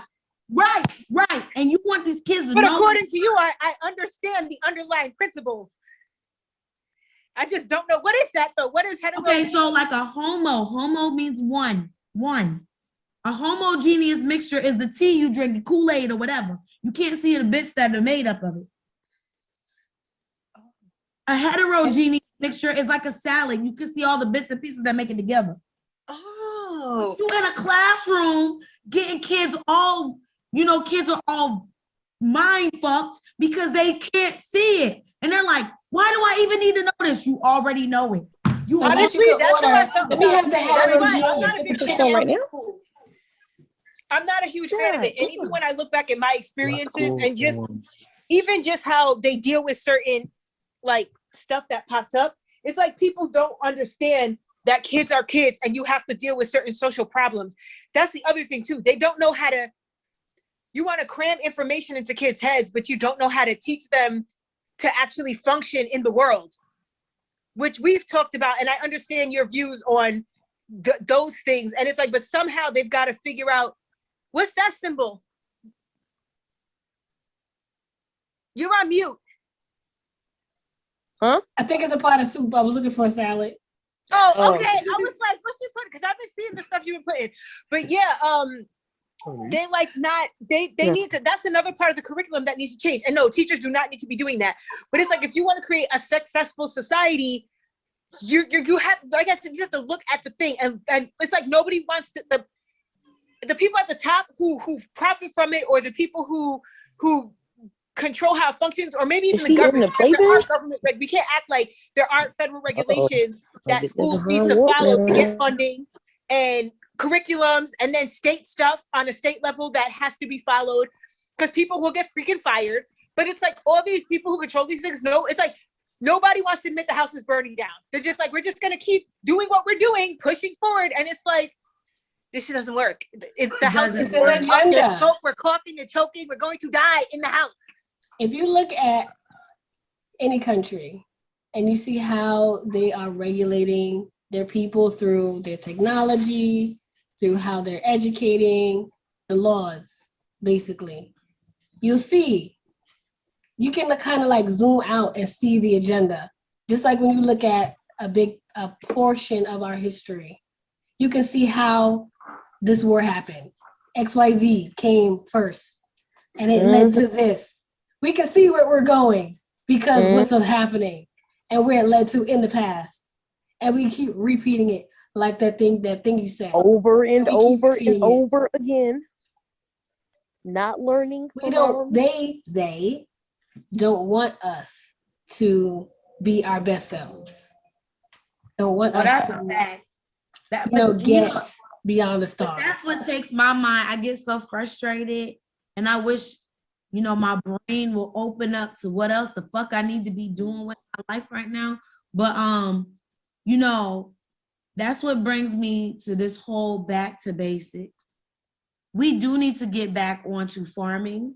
We do need to get back onto learning about the land and weather patterns and changes and things like that. We need to get our kids back outside, jumping rope and shit. We do need to get the, kids back outside throwing footballs and stuff with them, playing kickball games in fields. We do need to go back to where the TV goes off and you read into your kids at night, because these things translate back into classrooms. The kids that I noticed, now I'm gonna tell y'all this, and I don't care if it sounds racist or not, I don't give a shit, I don't care. I'm gonna tell you, the most outstanding students that are in my class right now are the migrant workers. These kids come from migrant families that come in and they only have a small part of the school day, right? Most of them are of Hispanic descent or whatever, right? These kids get pulled out of school somewhere throughout the year because they have to leave for the harvest season, they have to leave for the planting season, right? And you would think that these kids, because their parents are migrant workers, we have a large Hispanic influx in Colleton. And these kids get pulled out at a certain point because their parents have to go where the food is, right? Because that's what their parents do. These kids are the best fucking behaved. They have the least. Y'all, they don't dress like the other kids. They don't look like the other kids. They have the least in their resources, right? They are the best behaved. English is their second fucking language, but they got higher English grades than English speaking kids. How? English is your first motherfucking language. These people coming in learning 2 languages and they can write better than you. Make it make sense. Make it make sense. These kids are on farms helping their parents. They're helping them build houses. Why? They are learning hands-on skills. Just watching. They got manners. They respect consequences. When somebody tell them no and stop, they fucking yield to it. But it's cultural. I really believe it's cultural, and it's what cultural. They value. Facts. You mean to tell me a Hispanic who is learning English as they go has better grades than an individual who was born and that's the language spoke in your house? You're making me think of this clip from King of the Hill where the kid Bobby, he came home with a bad grade in English. His father's like, a D in English? Bobby, you speak English. You speak English.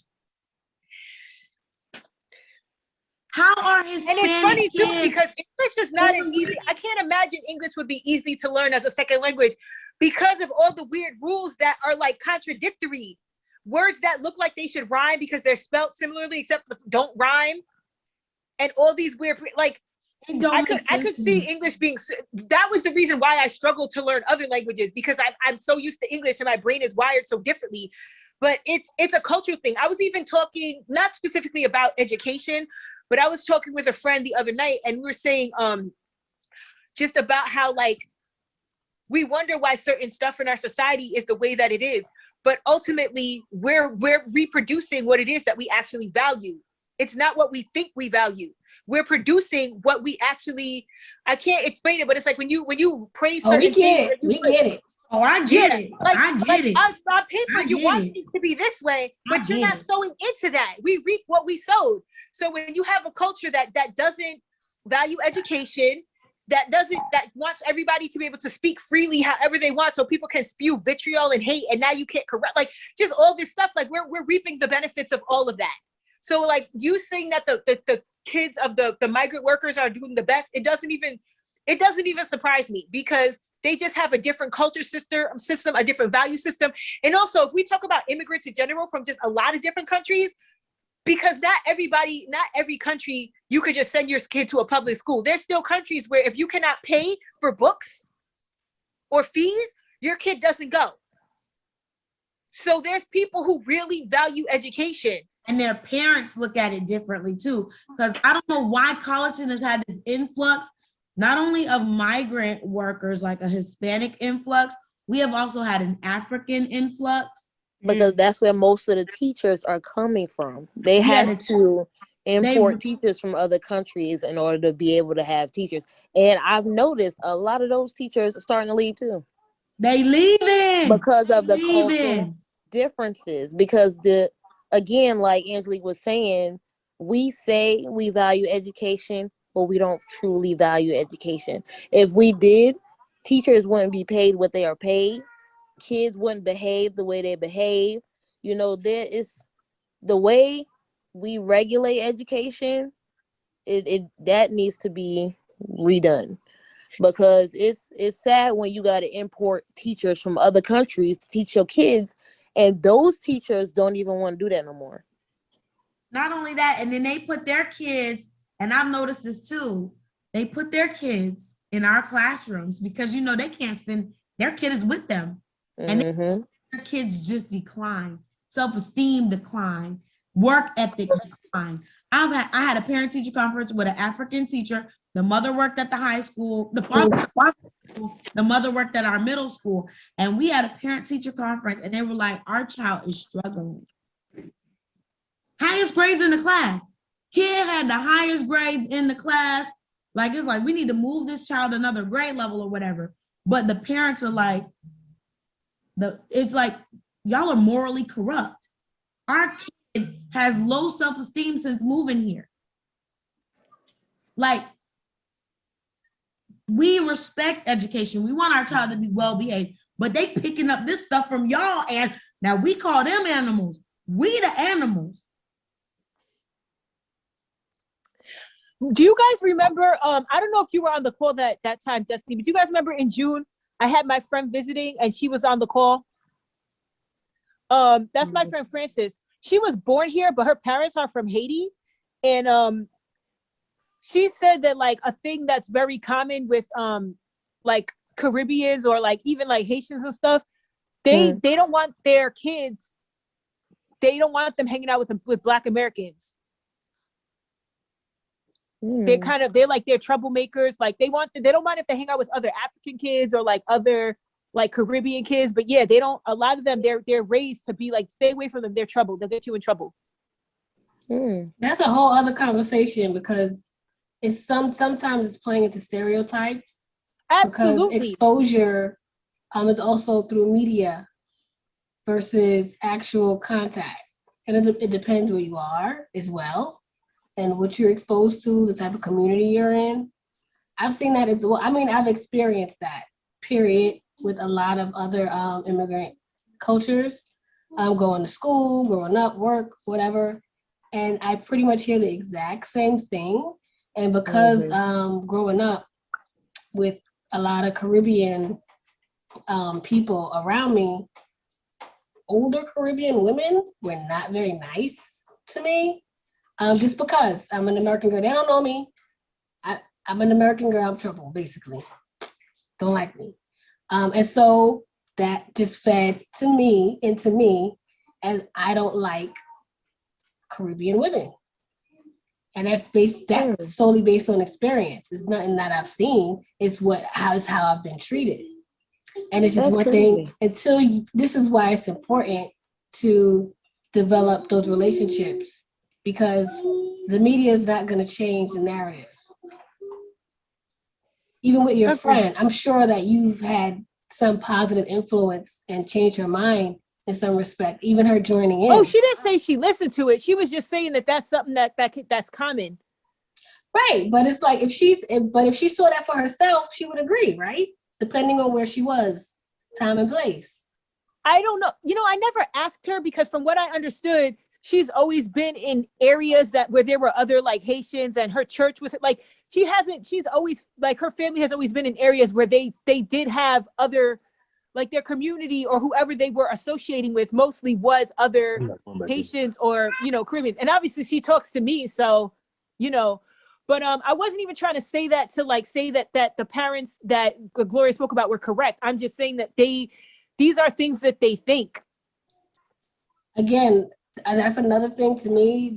There's an agenda too, and that plays into why even Black people treat other Black people a certain way. It's for the same reasons. Reasons. Oh, they're better than this one. But who is that serving? As long as we are not uniting, who's benefiting? Because they are still going to be treated the same way we're going to be treated in those spaces with the 1%. Gloria's face. No, you're absolutely correct. It's interesting, but you can't, if a parent is saying that, you can't, I'm not saying that that corroborates what I was saying. I was just bringing up, just to reiterate, that's a sentiment that sometimes comes along with Caribbeans or people who've immigrated. No, and I was agreeing. But it's a culture thing. Like you said, they grew up in a culture where some of the stuff that they see kids here doing, that crap would not fly. Especially because in some of those places, your neighbors can still spank you. Go ahead, Destiny. And it's crazy. I say that, that's crazy. But now that I'm thinking about it, growing up, most of my friends were either their parents were Caribbean or Haitian. My school, I went to, it wasn't a private school, but I went to Frederick Douglass Academy 8. That's where I went. Huh? It's kind of like a charter. So, most of the students there were Black. I mean, like either their parents are Caribbean or Haitian or African, so that never occurred to me. Like I would have never thought that, and what am I about to say? I can't remember. But I feel like in your school, a lot more of us should attend schools like that, where I don't so much, not college, because it sounds bad, but I didn't want to attend the HBCU, I have no problem with Black people, but I didn't want to attend the HBCU. But when I was in middle school, I liked the fact that all the kids were Black. We might have had maybe a few white people, but most of them were Black though. And I liked how they promoted I would say Black people values, So, yeah, that's it. Because I can't remember fact what that I wanted to say. The fact that you were the minority, well, not really, but you were saying how everybody else was like had Caribbean parents. Mm-hmm. A Caribbean parent, my bad.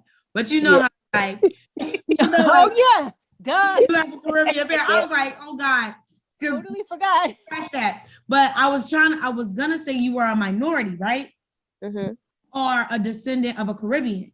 So I want you to think about this. It's a difference when you are submerged with people who have parents that immigrated here, and when you are submerged with people whose parents were born here. Because there's a big difference between a school where the parents are immigrants and Black, and where you go to schools where it's predominantly Black, you have two different experiences. Because the schools that I'm teaching in right now have they try to keep telling us that the Black-white is balanced, like the Black. Thank you. They're saying numbers don't lie, but I would say that the community that I'm teaching in is a majority Black. It's majority Black. This experience that I'm having is way different. It's way different. We got a lot of pretty little kids with eyelashes, with nails, with their laid edges. Their edges are laid. The latest cell phones. We got some kids that are fried, dyed, and laid to the side. They disrespectful.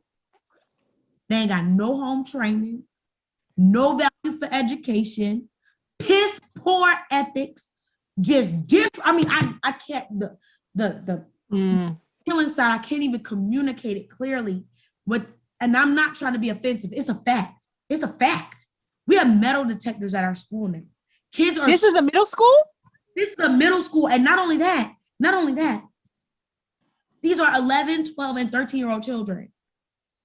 They have to go through metal detectors every day now.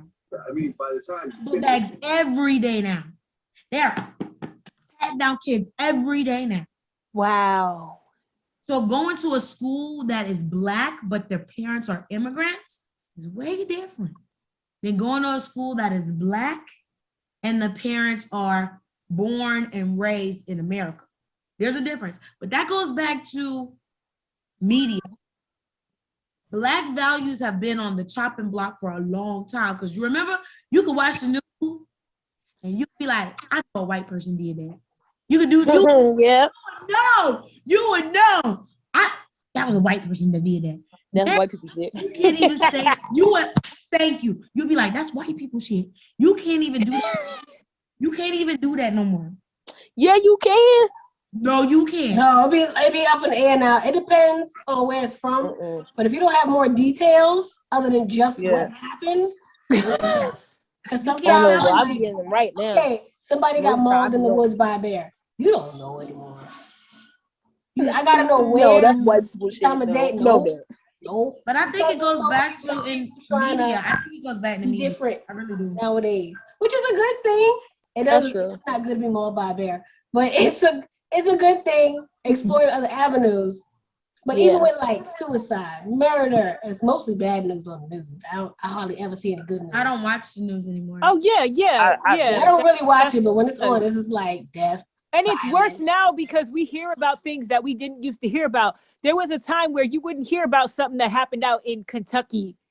Now, almost because of, even if it's not on your local news, because of just how it travels on social media, you hear about things that you wouldn't normally hear about. Now, in some ways it's good because you might hear about a kid who went missing or maybe an adult who went missing that normally wouldn't even be on your radar. But with a lot of other stuff, sometimes it feels like we live in a worse time. I just feel like we just hear more about it. And some crimes used to be real underreported, and now they're reported more because we're more aware of, certain these news stations culturally are trying to keep their money. More people are on the internet getting news. So not a lot of people even subscribing. I mean, even with some of that, you know how many times television. I click on an article and there's a freaking paywall and I'm like, I don't want a subscription. I just want to read the article. Shock value. See, I don't even read stuff because I want to be shocked. I mean, maybe some people do, for me, it's I want information, especially if it's something that I feel like is pertinent.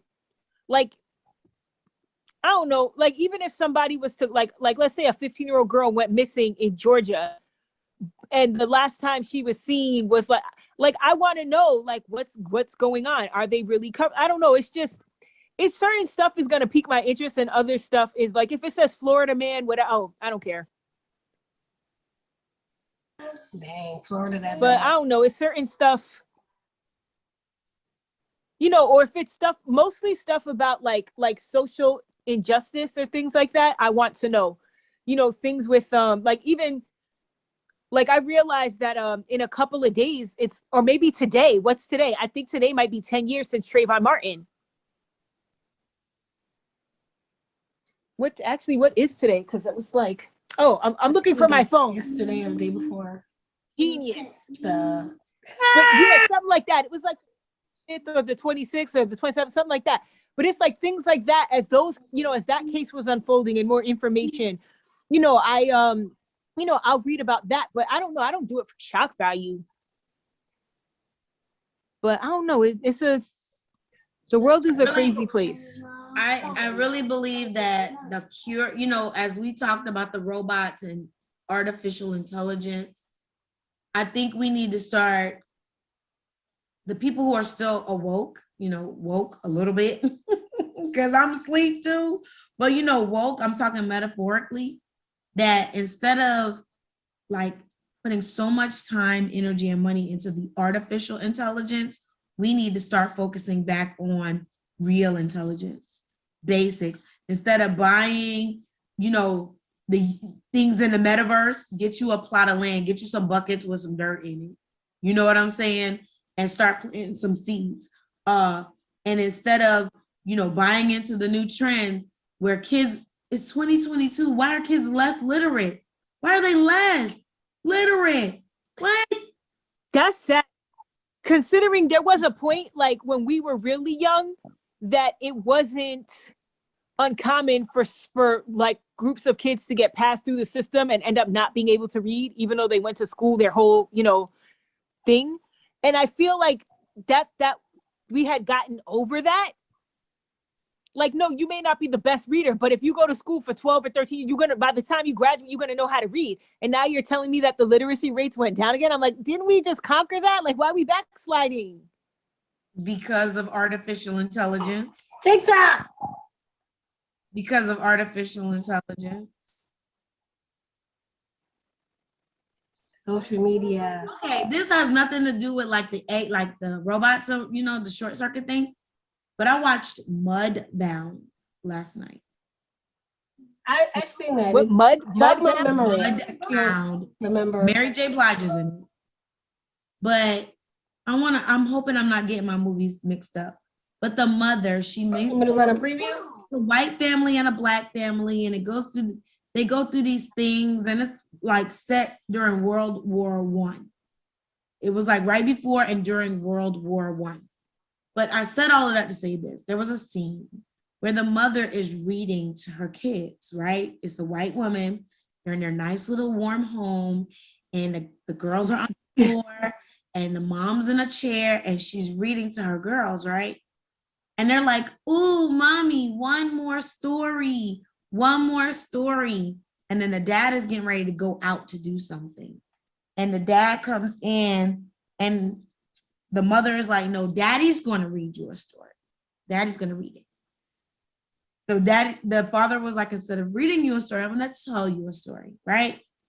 This is what stood out to me. Now, I don't want this movie. It's got a lot of storylines. It's a long movie, but this is the part that stood out to me, the engagement.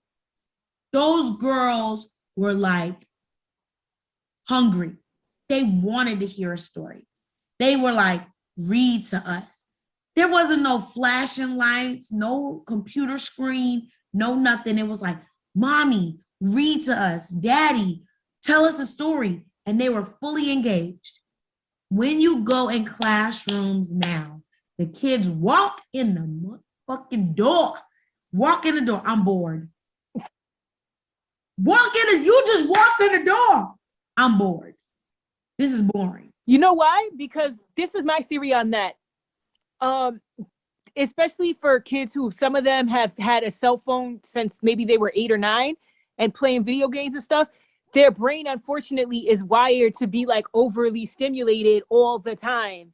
If it's not making music or lights aren't flashing or how they don't, their brain, they're bored.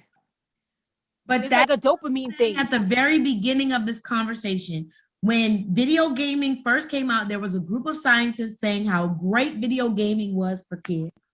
How great! I don't even remember that. Yes, we do. Yes, the hand-eye coordination, critical thinking skills, comprehension skills. Oh, kids are able to learn real world, processes through video gaming, and this is so healthy for them. And now a kid can't. Y'all think about it. How many people are actually going to movies now? And this is before COVID. Before COVID. Most kids don't sit through movies anymore. I mean, I have a theory about that too. Just those short clips, they train your brain is being conditioned. But all of this conditioning, all of this stimulation, it just goes right back to technology is a two-edged sword. It's very, very good. The developments into medicine, surgery. Go ahead, Destiny. But that's why I think they need to incorporate, like you saying, technology does have its pluses and its minuses.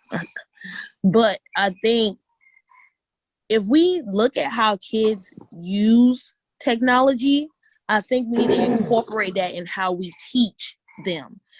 Because when I was working at Hendersonville, we were talking about how, these kids are constantly being tested. They have a test like every month, even the little tiny ones. It's a test like every month. And we were talking and saying, the kids are just not picking it up. Like they really are not just picking it up. But you know what? If you get on YouTube and play a YouTube video, the next day you come in and ask the kids about that YouTube video, they can tell you everything that happened in that YouTube video, word for word. You know what's so funny? People were saying that like 20 years ago about Pokemon. But we still sticking to, reading to them out the book and having them write down notes. But obviously that's not working. Because even with my own kids, I noticed that my kids like music, especially Zoe.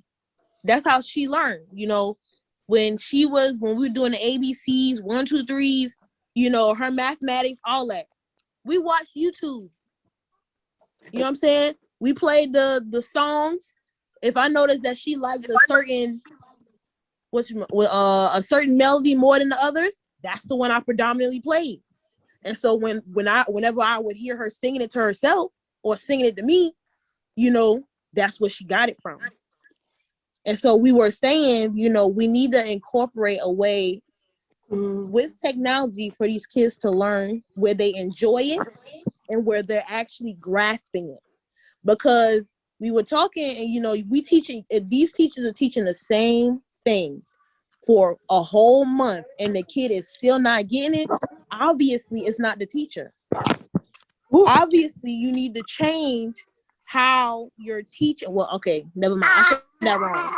It kind of is the teacher, because they need to change how they are teaching it to the child. Because if the book is not working, you need to find another method that works instead of just trying to do the same thing over and over. That's not working, and you're not seeing no progress. They're not grasping it. So obviously, that way isn't working for them. So you need to figure out which way would work. And I feel like, incorporating, because we were saying, even with the games, how the kids, because Zoe, at her school, they got 2 games. One is called Math Seeds and one is called Reading Aids. Now, I'm not saying they should do this all day, but Zoe does the Math Seeds and Zoe does the Reading Aids. And it helps. She's been telling me, whatever she does on math and reading it sometimes, and you see she's learning from it. So I don't think all technology is bad. I don't think all technology is bad. You just have to find a way to incorporate it so they can actually pick up what they need to learn. Instead of teaching them just straight out the book, because that's not working. What you were saying about kids knowing all these other things too, I feel like parents through the different eras have said that about different stuff. Like maybe a kid can't remember, notes or something they're supposed to do, but then they remember all the Pokemon characters, or, there's other subjects that interest them. And it's like, because it interests them, you have to, like you said, you have to find a way to make it interesting so that it sticks. And also, all kids don't learn the same way. Really, when we were in elementary school, they used to do this test. I don't know if they still do it. Matter of fact, I don't think they do it anymore. But they used to do a test to see if you were an auditory learner, a tactile learner, or I can't remember the other one. One who prefers writing. Right. Right. And so that's how they separated us, based on those. I don't remember them based on that way. Sounds great. Yeah, that's how we did it in middle school. Wow. And elementary school. That's how they figured, like, if you were struggling with a concept, in order to get you to learn the concept, that's how they taught it to you. So that way could be a possibility, because once they find out the best way that you can learn, and when they notice that you weren't picking up where everybody else was picking up, that's how they helped you. So, like, a lot of times I would have to do the writing. If you gotta to learn a word, how you would have to write it like 3 times. I don't even see them do that no more in school. I don't see that at all, because how technology has taken over. The kids can't even formulate their letters. Why? Because they type everything in their text and everything. And a lot of people, if you're not in the classroom, you don't know, right? If you're not in there, you don't know. So YouTube is an integral part of education now. We watch YouTube videos all the time. Educational gaming formats all the time. My classroom is married to this gaming platform called Prodigy. Married to it. I'm just married to Prodigy. I utilize Edmentum, Blookit, Kahoot, the other teachers about these online interacting gaming formats. But in order to play the game, you still got to know the skill. You still got to know the skill. And what I'm saying is there is a devaluation of education in our world. I don't care what nobody say, technology has had negative impact. Like I said, from the beginning, kids have social anxiety. They don't read cues very well. They're overstimulated for a majority of their life at home, a majority of the time at home. So when they get to school, they're just bored. But I'm tired of being the clown. I'm twerking, I'm jumping rope. I'm doing everything to get to these kids. And each year my job gets harder and harder and harder, just to teach you how to read, write, and do some basic math. I'm tired. They walk in the door bored. And my literal attitude right now, this year needs to end real quick. I'm like, go home then. Call your mama. Go home. We done danced to this song. We done clapped it out. I wish y'all could meet my kids. They'll tell you I got for everything, even when they're wearing their mask in the hallway. My kids be like, you a poet and you don't even know it. Oh, that's what they tell me all the time. Teachers are doing all of that and then some. I see it every day. Eyes are forward, mouths are closed, mask over your mouth and nose. And we go down the hallway. I got to rhyme for everything. Wow. Long division, multiplication. I got a phone for everything. And kids are still not meeting. My teachers ain't do all that. My teachers say, y'all, come on now. Especially not in the grade that you teach. You know teachers wasn't doing all that. Sit your ass down and do this stuff like I told you to do. But it ain't like said, the values, technology. Because if the value was technology in the household too, they don't have to learn how to be human beings anymore. They don't have some to of the stuff that they're missing at home is due to other like cultural or societal factors. Mothers are not in the home anymore. Now, if we want to go real deep, I'm not ignorant to the fact that for some people, for certain groups, they've never really had the stay-at-home mom, or at least not the way, like, depending on what you did, you may have still been home at when your kid, like, there still were always women who had to work, you know, depending on what ethnic group you come from and, you know, things like that. But in general, parents are more burnt out than ever. People working 2 and 3 jobs just to put food on the table. And they're not available to teach those values. And also they may have grown up in a broken home where they had a tired, burnt out mother or father. It's just running down the line. Community. Yeah. And again, it kind of goes back to what I was saying earlier. We're just reaping what we sown. And the harvest gets more and more messed up each time. And the genetic code like it just keeps, we keep breeding defected, you know, with defected values and keep getting defected fruit. And then using the same defected fruit to make the next crop.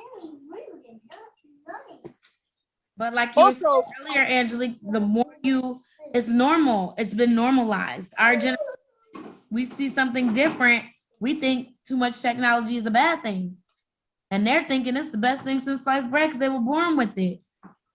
And as time fades, us old heads are gonna, you know, go to our nursing homes or to our graves, and it's gonna be a completely different world. You know what's weird to me too? Like, I might have been part of that because I did not have.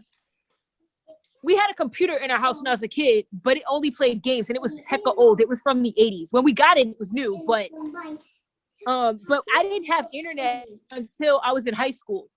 So like elementary school or middle school, there were some kids that had it in middle school, but I certainly didn't. But like just the fact that like I might have been part of the last generation of kids that like went outside like, dude, let me find a cool stick.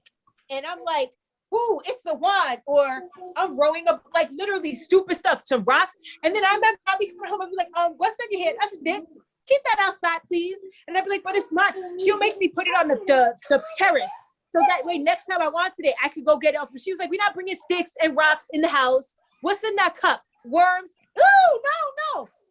Like, I didn't even need a toy. My daughter got a whole bunch of sticks in her dollhouse and rocks. Oh, yeah, it's like that's not as common now. I mean, unless they find a really cool rock, you know, sometimes rocks are like sparkly or shiny or whatever, but yeah. Excuse me, my daughter corrected me. She don't have no sticks. You giving that to me? But yeah, it's like we could play with very rudimentary things. Even now, like certain toys that we played with throughout our childhood, kids outgrow really quickly. Like Play-Doh. Now you can't give an 8-year-old Play-Doh. They gonna look at you like you're stupid. Some of them did play with slime. I don't know how popular slime is now, but slime doesn't shape into anything. It's just gunky. It doesn't mold. But like I definitely played with Play-Doh when I was 8. And the average 8-year-old now does not want Play-Doh. Maybe a 2 or 3 or 4 or 5. But like once you hit a certain age, even Barbie, you used to commonly see, you know, girls 10, 11 playing with Barbie. Kids don't play with that like that anymore.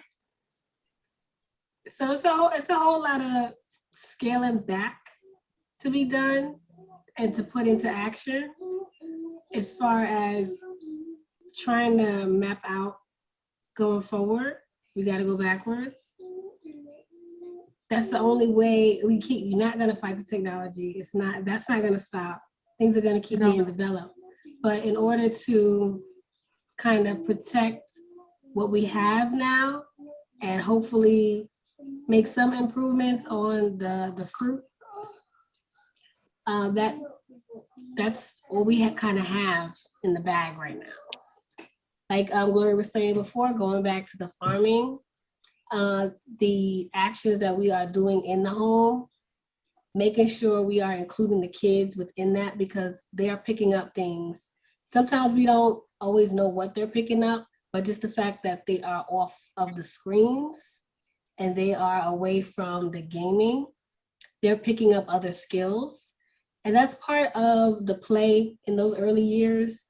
Even if it's not like really play, you're learning how to cook something, even just making pancakes. It's like the measuring, handling the objects. You have all different sizes, developing those fine motor skills with working with small tools. It's all these little things build on what we're kind of taking for granted because we don't subscribe to what's happening now. That's because our parents were doing those things with us then. And we kind of got to repeat it. And I bear in mind that it's a very small group of people who think like me that I run with on a daily basis. And best you could do is just keep pushing it, because that also influences the type of friends and people that your children, start to run with as they get older and the things they start to value. And their values will determine where they're going to go in life as well.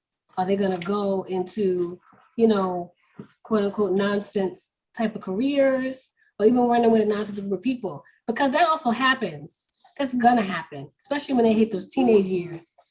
Oh, I am not looking forward to that one. But because of the values that I set, there's going to be times where, they're going to have a crowd that I would not approve of. They're not going to see it right away. But if you had put, all that background knowledge in there, they're going to pick up on it. And they're like, you know what? These are not my people. These are not the right people I should be hanging with. They're not going to do good for me. We're just going to get into trouble, or they just want to sit on the couch, whatever have you. And they'll find another way. That's something I see a lot of kids who stay on the gaming and a lot of social media don't develop because they're doing that. So when they do have the experience in the workplace with a certain group of people that they don't know how to kind of navigate situations that they've never been a part of, because growing up, they were just sitting on the couch. They was always into the gaming. And even just to, like Gloria was saying, picking up on the body language, the facial expressions, certain cues in the room. Those things start in the home from the beginning. You doing something, your back is turned, the child does something, you give them that look, you make a certain sound. They didn't know what it meant then, but they knew what action happened after that. So going forward now, they know, ooh, she mad, or oh, I did a good job. Maybe I'll get a treat. Who knows? But they pick that up. You know, that doesn't just happen. And I have to remind adults that as well sometimes. Common sense is not common. It is a learned behavior. That's something that is developed. Go ahead. I'm gonna let you go, Angelique, and then I'm gonna wrap. So I can stop. What you were saying about like just as a parent being concerned about when your daughter hits her teen years and then picking, the right friends and trying to give her room to, all those things. I think that that's one area where social media or having being able to meet people online is actually good for kids, because even if they don't have friends in school, they could have friends somewhere else or community somewhere else. Whereas before, you really only had the kids in your neighborhood or your school. That's really it. You didn't necessarily have access to other kids. So that's an area that if you're, meeting up with other families, or, you're like, there's other ways for them to connect, or even with cousins, because there's a time when you didn't see unless your cousins live in your same neighborhood. You might have cousins your age that you really only see on holiday stuff that you're really cool with, but you don't get to talk to them the same way. Now you have those connections. You can meet up with them on FaceTime, or, there's just other ways for you to connect with the friends to meet friends that aren't in your school, and to connect with them. Absolutely. And like we said, it's the double-edged sword, because we have constrictions and limits with everything. And there's a huge limitless possibility when it comes to the internet. But based on the values that you grew up with will determine, are you gonna go looking at stupidness on the internet? Or are you trying to find information? I mean, everybody, you're gonna enjoy yourself. You're gonna have fun. You're gonna find things that entertain you. But are you also putting in time to learn a new skill that you're not maybe getting at school? Find more information on something that you thought you knew a lot about. And when you are connecting with other people, how are you connecting with those people? What kind of chat rooms you're getting into? What kind of conversations you're having? All those things matter. It's a double-edged sword in every step of the way, because it can be just as much a pleasurable situation as a dangerous situation. I find it crazy, and I get it, but it's crazy that you could become so engaged with someone on a computer to the point where their actions cause you to harm yourself. If in a situation on a computer, you're in an argument with someone, turn the damn thing off. Conversation over. Go have some tea, paint your nails, do a dance. This, what happened or what was not developed to get you to the point where that's not even a thought.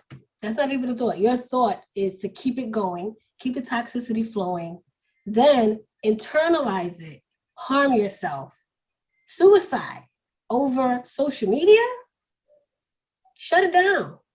Close the account.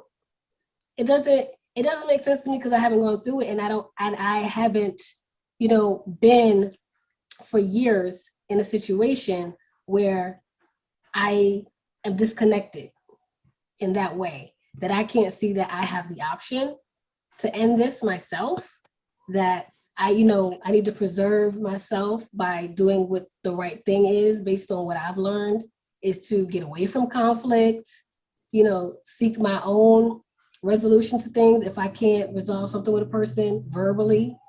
And I grew up in a time where we didn't have this. So if we had a conflict, it's physical.